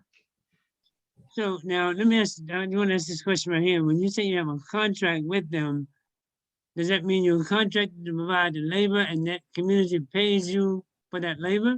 Now, we don't have any contracts with them. We have an agreement to provide service, corrective maintenance service. The town doesn't have public works folks, so everything we do, we have to use an on-call contractor to do the work. We don't have town employees with shovels and backhoes. We hire contractors with shovels and backhoes to do the work that needs to be done, and we direct the work.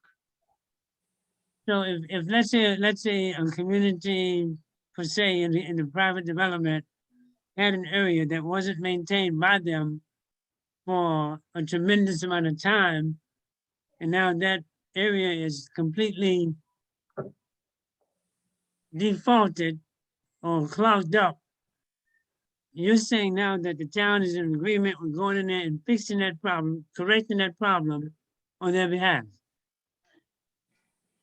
If the only problems that qualify in their private communities are ones that affect and impact their common platted communal rights of way. Not just anywhere. So if you were driving down I'm trying to think of Indigo Run Drive, and it was causing flooding on Indigo Run Drive, then it would be a problem. If it was causing problems in somebody's backyard or in the golf course, that would not be something the town would take care of, unless it was part of the drainage system that drained Indigo Run Drive. And let me just understand, the only reason why the town has decided to go into agreement with this is because so many people live in the private neighborhoods? That was my understanding of the rationale to why the maintenance agreements are entered into, is because of the preponderance of the fee payers that live in these communities. And again, We just do everything at the direction of town council. So that was where the decision was made. Okay, without any input from your department, you're saying? Correct.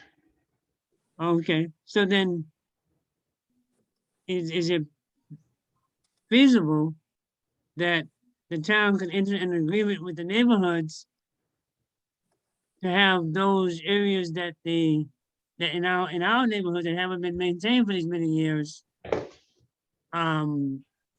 corrected? So again, it have to be a case by case basis because you have to have a commonly platted right of way or covenants allowing the legal ability for the town to be able to get there.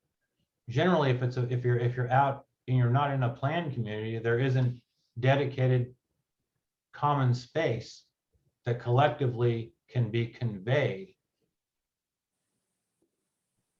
So it has to be a series of individual property owners, each signing an easement for that part of the property if there is a connected drainage system. It's much more complicated because you have to get every single person's buy-in. If you were in a private community and you had a board that established a decision to do something to change the covenants of their private community, and they had the legal authority to do so, because when you buy a home in a private community, you're not just buying the lot, you're buying all the rules and everything that goes along with the covenants, all the additional obligations, and you're assessed all that. So, but you're buying into an entity that has a legal authority beyond just an individual single family property. So I would guess I would call the respected people in our community come to me and point out to me that here's a ditch that hasn't been cleaned in 35 years. Then I have to call you up to identify that ditch. And then you have to tell us whether it's owned by the town, owned by the state, or owned by the county. And if it's not owned by the town, that means it doesn't qualify? Even though I'm paying the money even though the communities are paying these fees? Well, so no matter what, no matter where the problem is, whether it's in a community with an agreement or in the town right away or the county or the state or whatever, if you start by calling us, at least now you've got somebody that knows about the problem that may or may not be able to do something about it. And hopefully, again, if it's a referral to the county, we're going to tell the county, hey, that's a problem. And then here's how bad we think the problem is. And then we're going to check in with them a month later and say, hey, have you got to fix that problem yet? That's your responsibility. And if they say, no, we haven't yet, we'll say, well, go fix that problem, please. Our residents want that problem fixed. Now, that's easy to understand when it's the state or the county, or if it's us and we have to get to it. But when it's private property and we can't just go in there and fix the problem. We have to have the legal access to do so. And we keep them open until we find out if we think there's a possibility that through an easement or somebody's willingness or the willingness of several property owners to get together and individually sign easements. And again, the legal process is painful, but that's why we want permanent easements so that we can go in there in the future if there's a problem and fix the problem. But it's getting that first time. And again, that has to be on a case by case basis. It can't be generally, oh, if it's on private property, we can't deal with it, because we might, it depends. It has to be, here's the problem at this location, at this driveway, where this ditch meets this pipe in front of this person's house. We'll start there and figure it out. Is it something that can be done in the long term? Yes. Is it something that can be done in the short term? Maybe not. Is it something that we need to be rethinking about? Maybe we need to come up with a design and say, you know what, if the town were to be able to come in and start here and start digging a ditch and then put a pipe here and another pipe here and connect it to X, we could solve 8 people's drainage problems. All we need is for everybody who's impacted, where we would need to install that infrastructure, to give us an easement. And then if we can do that and everyone will sign an easement, then we can do it. But if one person doesn't, then we can't connect everything. And then we can't get the water to the outfall. So it needs to start with a conversation about a specific problem, and then we can always see what we can do. But there's no general rule of thumb because we need to know where each issue is. Okay, I guess the only other question I would have right now is, you indicated that you could potentially send us copies of the property in our neighborhoods that the town owns. Well, we have, this is again, what, and let me go back to the, am I not sharing my screen anymore? No,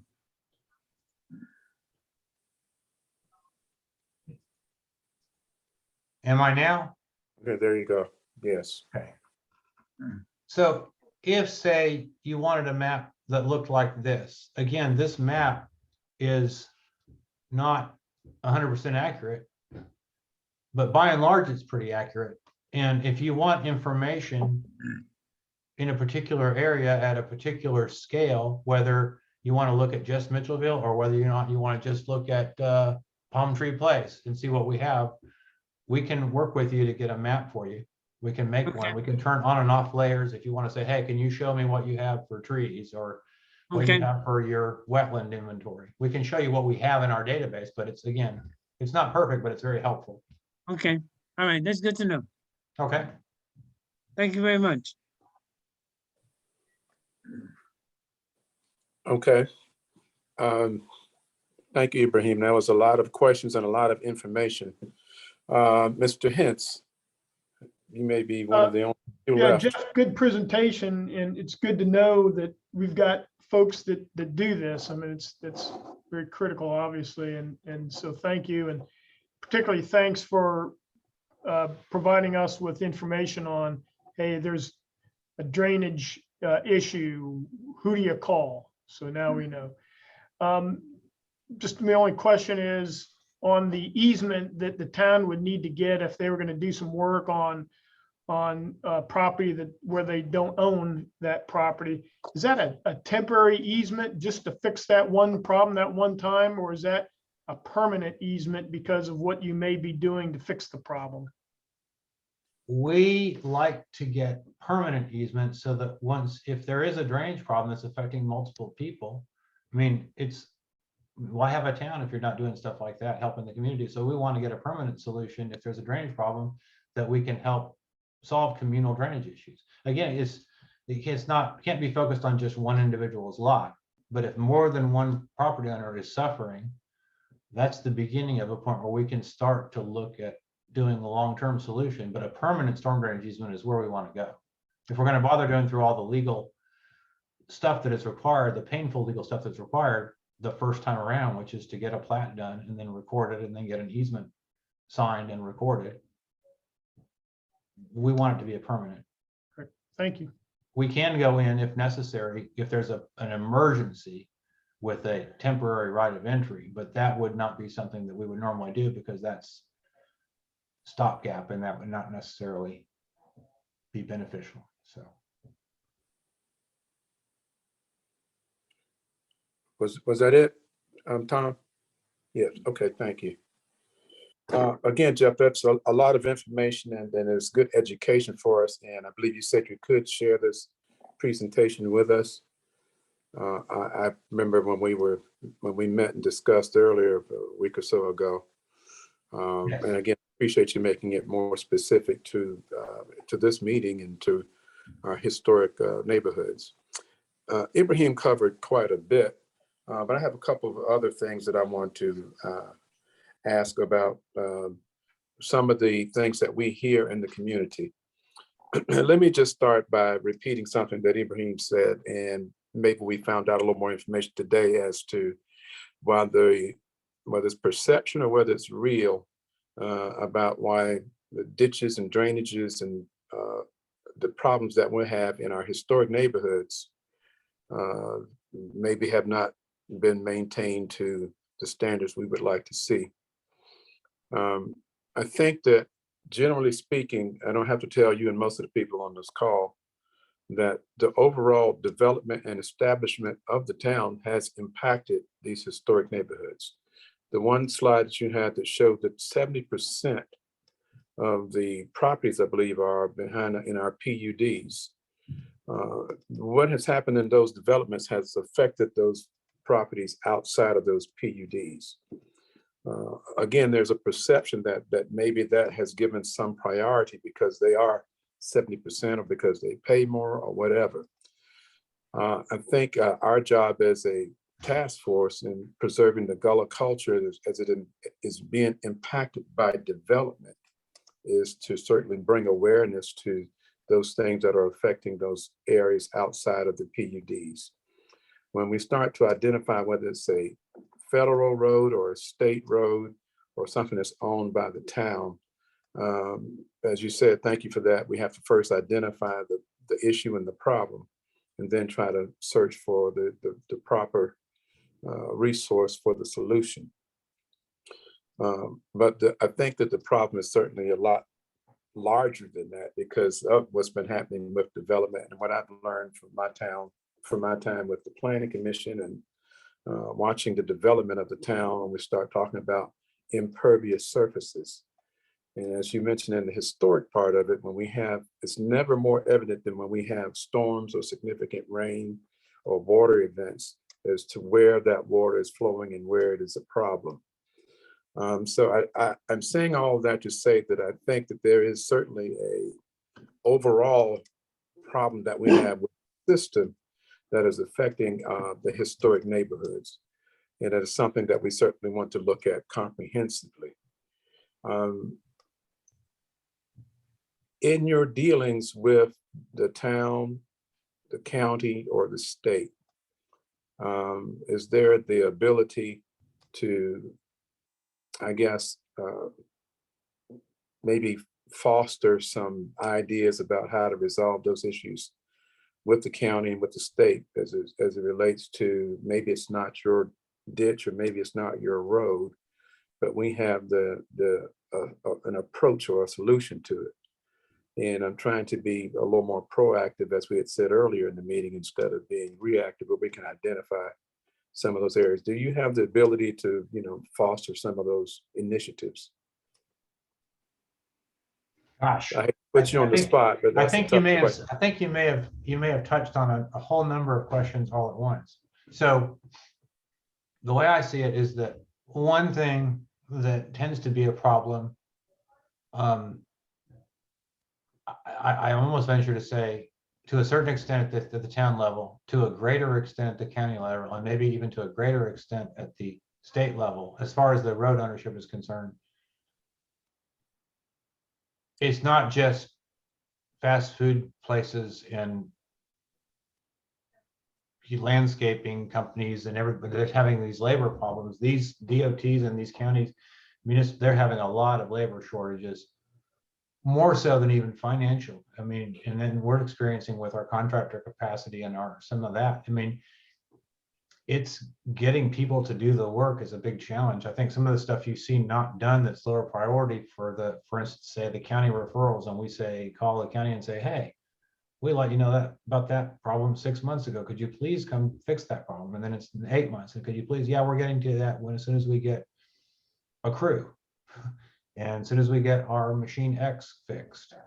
But they have like the whole county and they have like 5 people, so, and then the state, it's got the whole county and even more roads and bigger roads and, not necessarily enough folks to do it. But we do try and make sure that the best we can do is be advocates for it and be insistent as we need to be to at least get the higher ones taken care of when it comes to deficiencies. When it comes to routine maintenance, we're not in control of that at all, other than saying, hey, from a stormwater perspective, again, this is also roadside maintenance, from a roadway maintenance, just in general, the right of way. I think y'all are probably aware that the town takes some responsibility for making some of the landscaping on some of the roads on behalf of the DOT, or being allowed to in some of the DOT rights of way. But it's a big problem as far as that's concerned. Now, when you're talking, I guess the other part of your problem was about reactive. If you're doing the routine maintenance, you're doing proactive maintenance.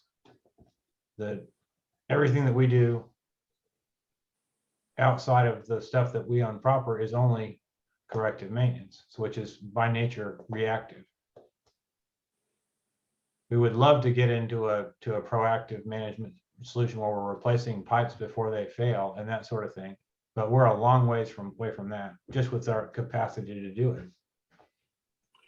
And then of course, Understood. Yeah. more funding would be available, would be necessary. So Yeah, understood. I mean, there's a couple of things going on here when we talk about the town being a limited service government with the staff that you have, and certainly having to work with outside or individual contractors and subcontractors and things of that nature. When it relates to, again, that's why I'm asking this, I'm going in this direction. If we are involved as a community in identifying some of these problem areas and then start trying to deal with some of the issues that we have. Many of the drainage ditches and systems are like underground, maybe on the south end. And that's a lot more developed than what's up on the north end of the island, if you will, whether they be historic neighborhoods or not.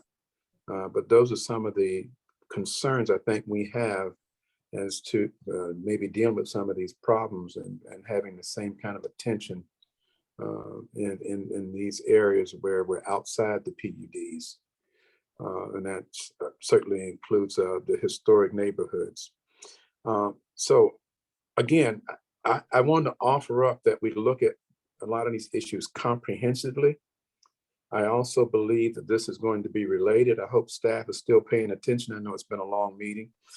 But I think this is also going to be related to what we do with the overlay district. As you mentioned, Jeff, that, you know, if there's some entity that is more unified, then there may be another approach to addressing some of the issues that we have. I certainly agree that it's hard to do something for one person if there's 7 or 8 people on the street. We have to have them all agree in some sort of agreement. But I do think that the overlay district approach is going to help. And I'd like to tell you that, you know, this is not all brilliant ideas that I have. This is from me listening to the people in the community.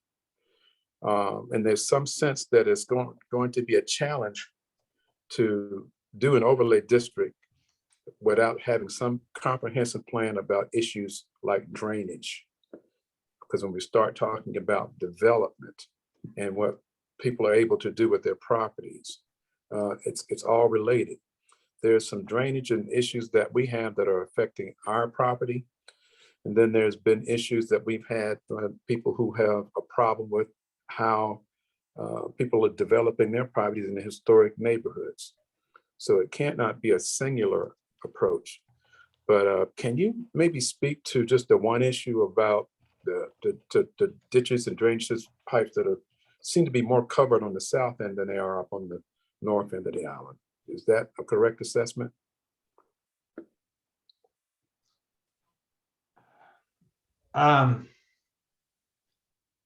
when you mean more underground, is that what you said? Yes. Well, I guess it still varies from acre to acre and road to road and site to site. The lower end of the island, meaning everything south of, if I want to just say south of Pope Avenue and Palmetto Bay Road, is low and maybe more highly developed from a, you know, more density. But how much of that is pipe versus ditch? There isn't not much buried detention anywhere. So maybe you just mean more pipe and less ditch. Is that a fair assessment? Yeah, I think that that is part of the questions that we have a lot of times. Well, pipes should be a last resort, because pipes do it poor. They don't have a lot of capacity. A ditch has way more capacity. A ditch is easier to get to maintain. A ditch is easier to get to inspect. A ditch is better for water quality because it starts treating runoff the moment it hits the grass turf on the edge of the ditch to get in it. Yeah. There's 1,000 advantages of a ditch over a pipe. So pipe should only be used when there's a need to have a pipe. So higher density requires more pipe, which means more pain in the butt because they're harder to maintain, they're hard to get to access, they don't carry as much water. And so the most problems when you have problems is not, usually it's not the ditch, usually it's the pipe. The pipe is clogged, the pipe is collapsed, the pipe is not big enough. So I guess you're generally characterizing that when you have more urbanization, you have more pipe. When you have more urbanization, you have more impervious surface, so more water runoff for the pipe, pipes in the drainage system to do its job. So it just compounds upon itself. Yeah, But so you should, in other words, if you start with forest and there's no development at all, the water, it can rain a whole lot and it all soaks in and doesn't cause anybody any problems. So as you start roofs and roads and varying the topography and forcing water to go to specific locations, if it can get out at all, that's when you start to have real problems. So yeah, understood. Do you have a sense of how well we're doing with the easements that we have to drainages that are, that the town has obtained? Are we doing a pretty good job of maintaining those ditches? I have some specific areas that I do want to ask you about, but I think generally speaking, we go around and we do a pretty good job of maintaining the easements that we have. we do in the ones that I'm aware of. That's another thing is I'm not sure I'm aware of all of them. We're finding new information out every day. We found out there was a place that we thought we had easement that we don't, and we found out someplace that we thought we didn't have easement that we did just in the last 2 weeks. So we're trying to get a much more comprehensive and complete knowledge of what we do have. And we're working on that too. We're actually considering adding another staff member this year that's specifically focusing on helping us with our easement issues. Yeah, because as you mentioned, the GIS system would certainly help you identify where you. Yeah, but it's no. way far. Every time the longer you're dealing with it, the more you realize that less is right than far less is right than should be. We need to be correcting that. We have great strides to make on that end. Yeah.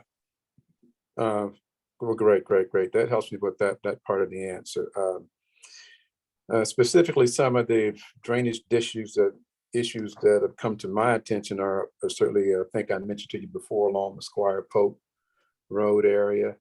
And we talked a little bit, or I've had some questions about even down the Marshland Road area, which I believe I'd like you to talk just a little bit about how that impacts drainage or flooding or whatever because of maybe some title issues, but also there's some development up and down Marshland Road that is affecting other property owners there as well. Are you familiar with the park that was going to be developed there on Marshland Road? I believe it's right there as you first come off of Matthews Drive. Yes, I think so. We have one outfall ditch there that trying to think of the name of the actual road. But there was some talk about this, some town-owned land there that might be developed into a small park. And I heard somebody mention the possibility of some affordable housing. Looks like a really tight site. I think there's a development underway just south of that. Is that the area you're talking about? Yes, I believe that is the same area we're talking about. There's already been that one pretty large development down there on the old Houston property site. Yeah, so the development, when you're talking about right along a marsh, you're right at the outfall. It's not so likely you're going to be causing your neighbors drainage problems by building something because your outfall is going to be immediately adjacent to you. And you shouldn't be shedding it necessarily on an adjacent property. But the biggest problem along many parts of Marshland Drive is the tide. The tide water that just comes in, and immediately along Marshland Road, you got a lot of lower lying areas. And the tide does not help drain anything. And once something's tidally influenced all the way to the pipes that are going, tidal influence on the pipes going underneath Marshland Road, which happens on several of them, that always is that's not helpful. So again, when we're talking about our resilience effort, looking forward and capital improvements, we might be needing to consider a lot more broadly. A lot of that would come down to putting flap gates or backflow prevention devices on some of our outfalls, more and more of them, because even though you can talk about whether sea level is happening and if so, how much and what sort of a target should we be looking at, we do know that we're having overall more frequent extreme events. And when an extreme event comes, an extreme low pressure comes, and when an extreme low pressure comes, an extremely high tide comes in the high tide part of the cycle with a surge. And that can be devastating for homes that aren't built well above the flood elevation. Yeah. Whether it's tide or, and most of these are tidally influenced along marshland. Yeah. And you spoke earlier in the presentation about identifying what is a drainage issue and what's a flood issue. I'd like for you to tell and share with us a little bit what we talked about before with the, in particular, the Gullah Museum site. I know we had some questions about that. Okay. And I thought you had solutions or some ideas. Well, the Gullah Museum site is something that we're working on a solution for. And we really need to get to that maybe as early as this summer. We need to make sure that the design is right. But so the history on that particular site, in my understanding, which might not be perfect, but I believe I got a pretty good handle on it, is that there were just south of is it Georgiana Drive, there at the north end of the site and going back south for several blocks, I guess you'd say. The town put a pathway along that side of Gumtree, gosh, what, 12, 15 years ago, something like that. And when the town put the pathway in with an encroachment permit from South Carolina DOT, who owns Gumtree Road, they were fighting the same problem that the town has a lot when it installs a pathway, is that you got a really flat island and you got flat property and you've got roads that are serving those properties, and the roads are also pretty flat. And the typical roadside drainage system for a road is a ditch. So you generally have ditches on both sides of a road and everything's about the same level. Then you're trying to introduce a pathway to that.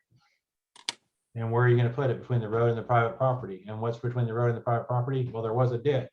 So you're either going to need to put the pathway over the ditch and pipe the ditch, or you're going to have to make the ditch smaller, or you're going to have to get more right of way, or you're going to have to do some combination thereof. And in that particular case, in front of the Gullah Museum property, the Gullah Museum property itself is really flat, even for Hilton Head standards. And what the town did wrong was they put the pathway in and put it slightly higher than the really flat property. So the water has even more trouble getting into the roadside ditch that's now smaller than it was before we put the pathway in. So we need to put some inlets on the Gullah Museum side of the pathway so the water can get into it, and then a pipe down and then take it underneath Gumtree Road. But until those pipes are in, it would be very hard for the property owner to design relief, to regrade their property to provide relief. Now, once we got the inlets in the right of way, it'll be the responsibility of the property owner to get the water to those inlets. But yeah, that's one of the things that we have on our list. But it's not a simple thing to solve. We want to solve it in another problem, both at the same time, and you have to get DOT to buy into it. And so that's where we are on that, is a design phase at this point. Yeah. Now, are you familiar with the programs and requests and work orders that I believe they're classified as like Ward 1, just Ward 1 job orders, Ward 1 service requests? I was able to talk to someone and they shared with me some information. I need to recognize the work of Scott Liggett in the town. Yes. We miss him so much. He was certainly a very dedicated town employee. Yes.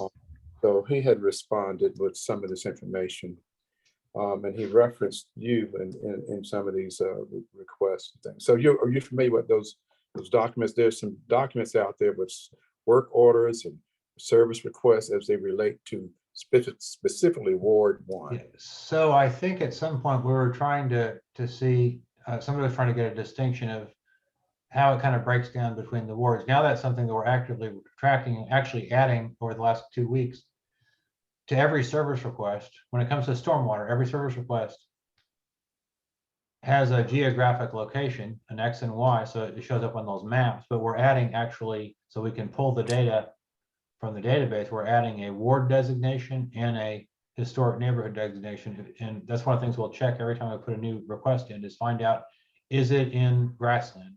Is it in Ward 1 or Ward 2 or Ward 3 or Ward 4? Whatever it is, we're going to make sure we're checking both of those things with every request. And we're going back into our historical data and adding those based on the coordinates of the service request as to where they were. So we'll be able to pull that data. We want to track that data too. And then the work requests, that's actually just the documentation of where we hired the contractor to solve the problem. That's associated with the service request number, so that we know what problem we were solving with the money we spent on the contractor and when. And again, every time we do a work order, there is a detailed work order, there's a detailed map, there are photographs taken before the project, during the project, after the project. It is not buttoned up, and the contractor doesn't get his final invoice till we've checked and verified that he did everything he was supposed to do. So we have if there's one thing the town does do pretty darn well, it's document, especially in the last 5 years. Yeah. And the last question I have for you, Jeff, and I want to wrap this up. You've been very patient and kind with us. It's been very educational for sure. We had also talked a little bit about the dirt road pavement program. As you had mentioned before, you have to have like 100% from all of the people that are affected by that particular program. Can you tell us a little bit about where we are with getting the success of our dirt roads paved? I wish I need more. I need to get an update from Jeff Buckley, who's in charge of that, because I know there's criteria as far as, how many, there's a minimum number of homes that would be served by it. And then there's a minimum right-of-way width, and of course you have to have 100% buy-in from everybody before you can actually get the dedicated right-of-way in order to pave the road and then take over maintenance of it in the long term as a town maintained road. But I am familiar with it to some extent as far as the basic That's okay. I don't want challenges, but as far as the details, you might then need to have a special guest appearance by Jeff Buckley at the next one. Yeah, no, I don't mean to put you on the spot. Yeah, Like I mean, said, I want to know more, Yeah. but I just haven't had a chance to figure it and get to the bottom of that. Sometimes it relates to a drainage project. Right, absolutely. And I think that's why I say we have to think comprehensively, because all these things are connected and affected in one way or another. Yes. And I think that in summary, what we've learned here today is that first we have to make the contact and then identify the issue and then find the proper entity to deal with it as far as going forward with a solution. I would want to point out a couple other things. I know that. Well, I'm sorry, but I don't want to interrupt you before you do. I'm sorry, before you. I just wanted to point out that one thing that Ann Saran reminded me of is that we have this new application we're rolling out called C-Click Fix, which you can download on your cell phone. Yeah. And that's another way, in addition to a phone call or an email or coming in the lobby or stopping me when I'm going to lunch or on the street. Again, we want you guys to contact the town regardless of how you contact the town. So. Yeah, I'm sorry. Ibrahim had his hand up. I think he had one more question or comment. Yes, sir. Yeah, maybe, thanks you again for everything that you provided on the information. I guess the question I have is regarding, I wanted to follow up with something that Levon said about the dirt road permissions. The dirt road right-of-ways are the easement requests for a new dirt road separate from the right-of-way for the paving? Or are those two things are they co-joined to each other? So in other words, if everybody on the street agrees to have that road paved, does the easement for maintaining the ditch potentially of that road go along with that? If we are on a mission to get a road so that we can acquire it and pave it and improve it, we're going to improve the drainage system. I don't know of any case where we have done a road and not the drainage system. So yes, those should come hand in hand. But beyond that, there is a way that we can provide just drainage, even if people aren't willing to give up their land for the road. Maybe somebody's interested in getting their property drained, but they're not interested in giving up land for right of way, as Okay. opposed to an easement for drainage. So you can get drainage without road, but if you get road, you're probably going to get drainage every time. Okay. Does that make sense? Yeah, it makes sense to me that if, you know, if you're gonna do that big project of paving the road, that the easements would automatically be co-joined. Yeah, because it would be right of way, I think, with the dirt And road. then I guess this is just a simple question that I wanted to ask. Let's say Squire Pope Road. The ditches that we have on Squire Pope or any other road in the neighborhoods that are open ditches, but the pipe is, you know, 3/4 way clogged up. Whose responsibility is that? Depends on who owns the pipe. Unfortunately, I can't answer that. I can't answer that question in general because it would depend on every single pipe. If it's a pipe along Murray Avenue, it's probably the resident of Murray Avenue. If it's What about the ditch that is leading to the pipe, which is causing the flow because of erosion? Who maintains that ditch? depends on the road, depends on the right of way, depends on the ownership. Unfortunately, Let's say everything is Squire Pope Road. Who owns Squire Pope Road? South Carolina DOT. Okay, thank you. Okay. Yeah, again, Ibrahim, I think that's where we have to start, is to identify. And then we can attack it from finding the proper resource to work toward a solution. Yeah, we're happy to take in any issue you have. We'll be in the field, on the ground, boots on the ground. You And got that's it. where we start. Yeah, Appreciate I it. think it's important for us to identify any issue, and then we can figure out if it's the town, the county, or the state. And from what I'm hearing, the town will still advocate to address that issue. Yeah. We just need to identify some of those areas and issues. And again, think comprehensively as far as an approach. Can I ask just one more question? Yes, very quickly, please. Just very quickly. Okay, let's say Squire Pope Road. Once Squire Pope Road, at the end of it, goes to Hilton Plantation. What happens to that road then? Becomes a private road, or is it still state owned Private. because of the PUD status? There's a sign you'll see if you're driving up there and you drive up that far. It'll say in-state maintenance. And that's it. It's going to be on Hilton Head Plantation to maintain it. Okay, thank you. Thank you, brother. Okay. Thank you, Jeff. This has been very, again, informative and educational. No And We doubt. can talk about it all day, so you need to cut me off, right? So, Yeah. Like you said, we could probably do 3 or 4 more sessions on each one of Right. these segments. But if you would share this presentation with us, I think that would be helpful. And then if there's specific areas or issues, I encourage my task force and staff to help us identify that. Again, thank you for your time, Jeff. okay, thank you. We'll be in touch. Thank you. Okay, staff report, Dr. DeBose. In the interest of time, I'm going to go through this very quickly.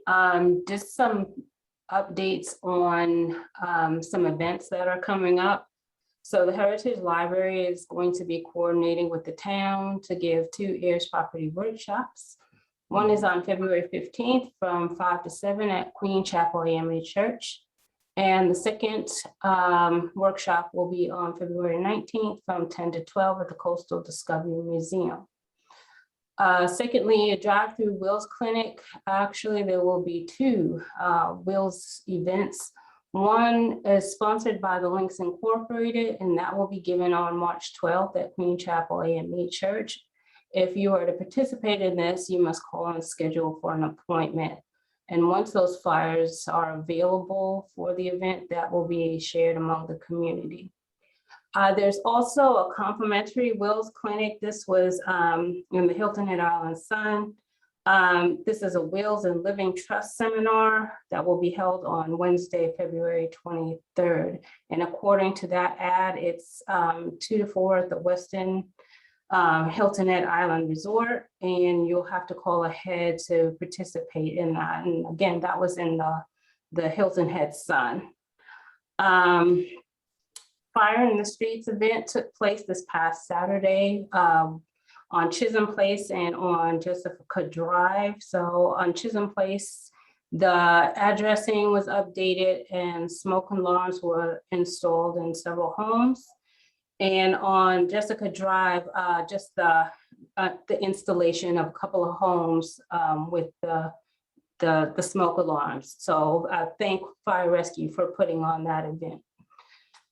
And also, please be aware that as a result of the 2020 census, state legislature and congressional district lines need to be redrawn. They do this every time there's a census. So you were sent information on redistricting meetings that will happen throughout the month of February. And that information is also available on the Town of Hilton Head Island website. And as you know, throughout the month of February are the Gullah Celebration events. And a list of those events is on the Gullah Celebration page and the NIPCO websites. This month kicked off on Saturday with the Freedom Walk that was held on Mitchellville Freedom Park. And that's all I really have for updates. Thanks. Okay, and again, I know that the drainage and the dirt road pavement programs were a part of the important work that our former councilman, Mark Grant, was kind of leading the charge on that. And now Alex Brown is kind of taking up the mantle and trying to address some of these issues in our community. So I just wanted to acknowledge the work of the councilman from our Ward 1. And thank you, Dr. DeBose, for those communications. The first two you mentioned, are those available online, or they have to be in person? Right now, they are in an in-person event. In the future, we might put on something online, but right Okay. now it's in person. That's fine. And you said that one was sponsored by the Links. Can you tell us who the Links are? I know who they are. The Links Incorporated is a women's organization that is geared towards community service, and there are many chapters throughout the United States and in the Caribbean areas as well. And so the chapter here has received a grant on trying to do work with heirs property, and this is the Wills Clinic is one of the initiatives moving forward. That's great. I remember speaking to someone a couple of years ago, pre-pandemic, so I'm glad to see this is coming to fruition now. And the last thing that I have, I'll have to share some information with you so that you can get out to our task force and to the community that Dr. Holmes will be doing a presentation at the First Presbyterian Church on February 3rd on social justice. And she'll be talking about rethinking it about how we deal with some of the issues that we have when it comes to history and race. I think it'll be February 3rd or March 3rd? February the 23rd. Oh, February 23rd, okay, sorry. So we'll try to get that information out to you and get that out into the community. And I encourage us to attend there. I think it's going to be a very good presentation, a very robust discussion about how we move forward together when we start to rethink how we relate to each other. It's part of our Black history activities that are going on in the community. So if there's nothing further, the time has been well spent, and I do thank you all for your time and your attention. Dr. DeBose, thank you, and the rest of the staff and any of the other council members that may have been with us and members of the community. If there's nothing further, we would just need to adjourn. I'm assuming we will have to go back and do some approving at the next meeting when we have a quorum. So we find ourselves adjourned this time. Thank you so much, ladies and gentlemen. Have a great day. Thank you. Thank you.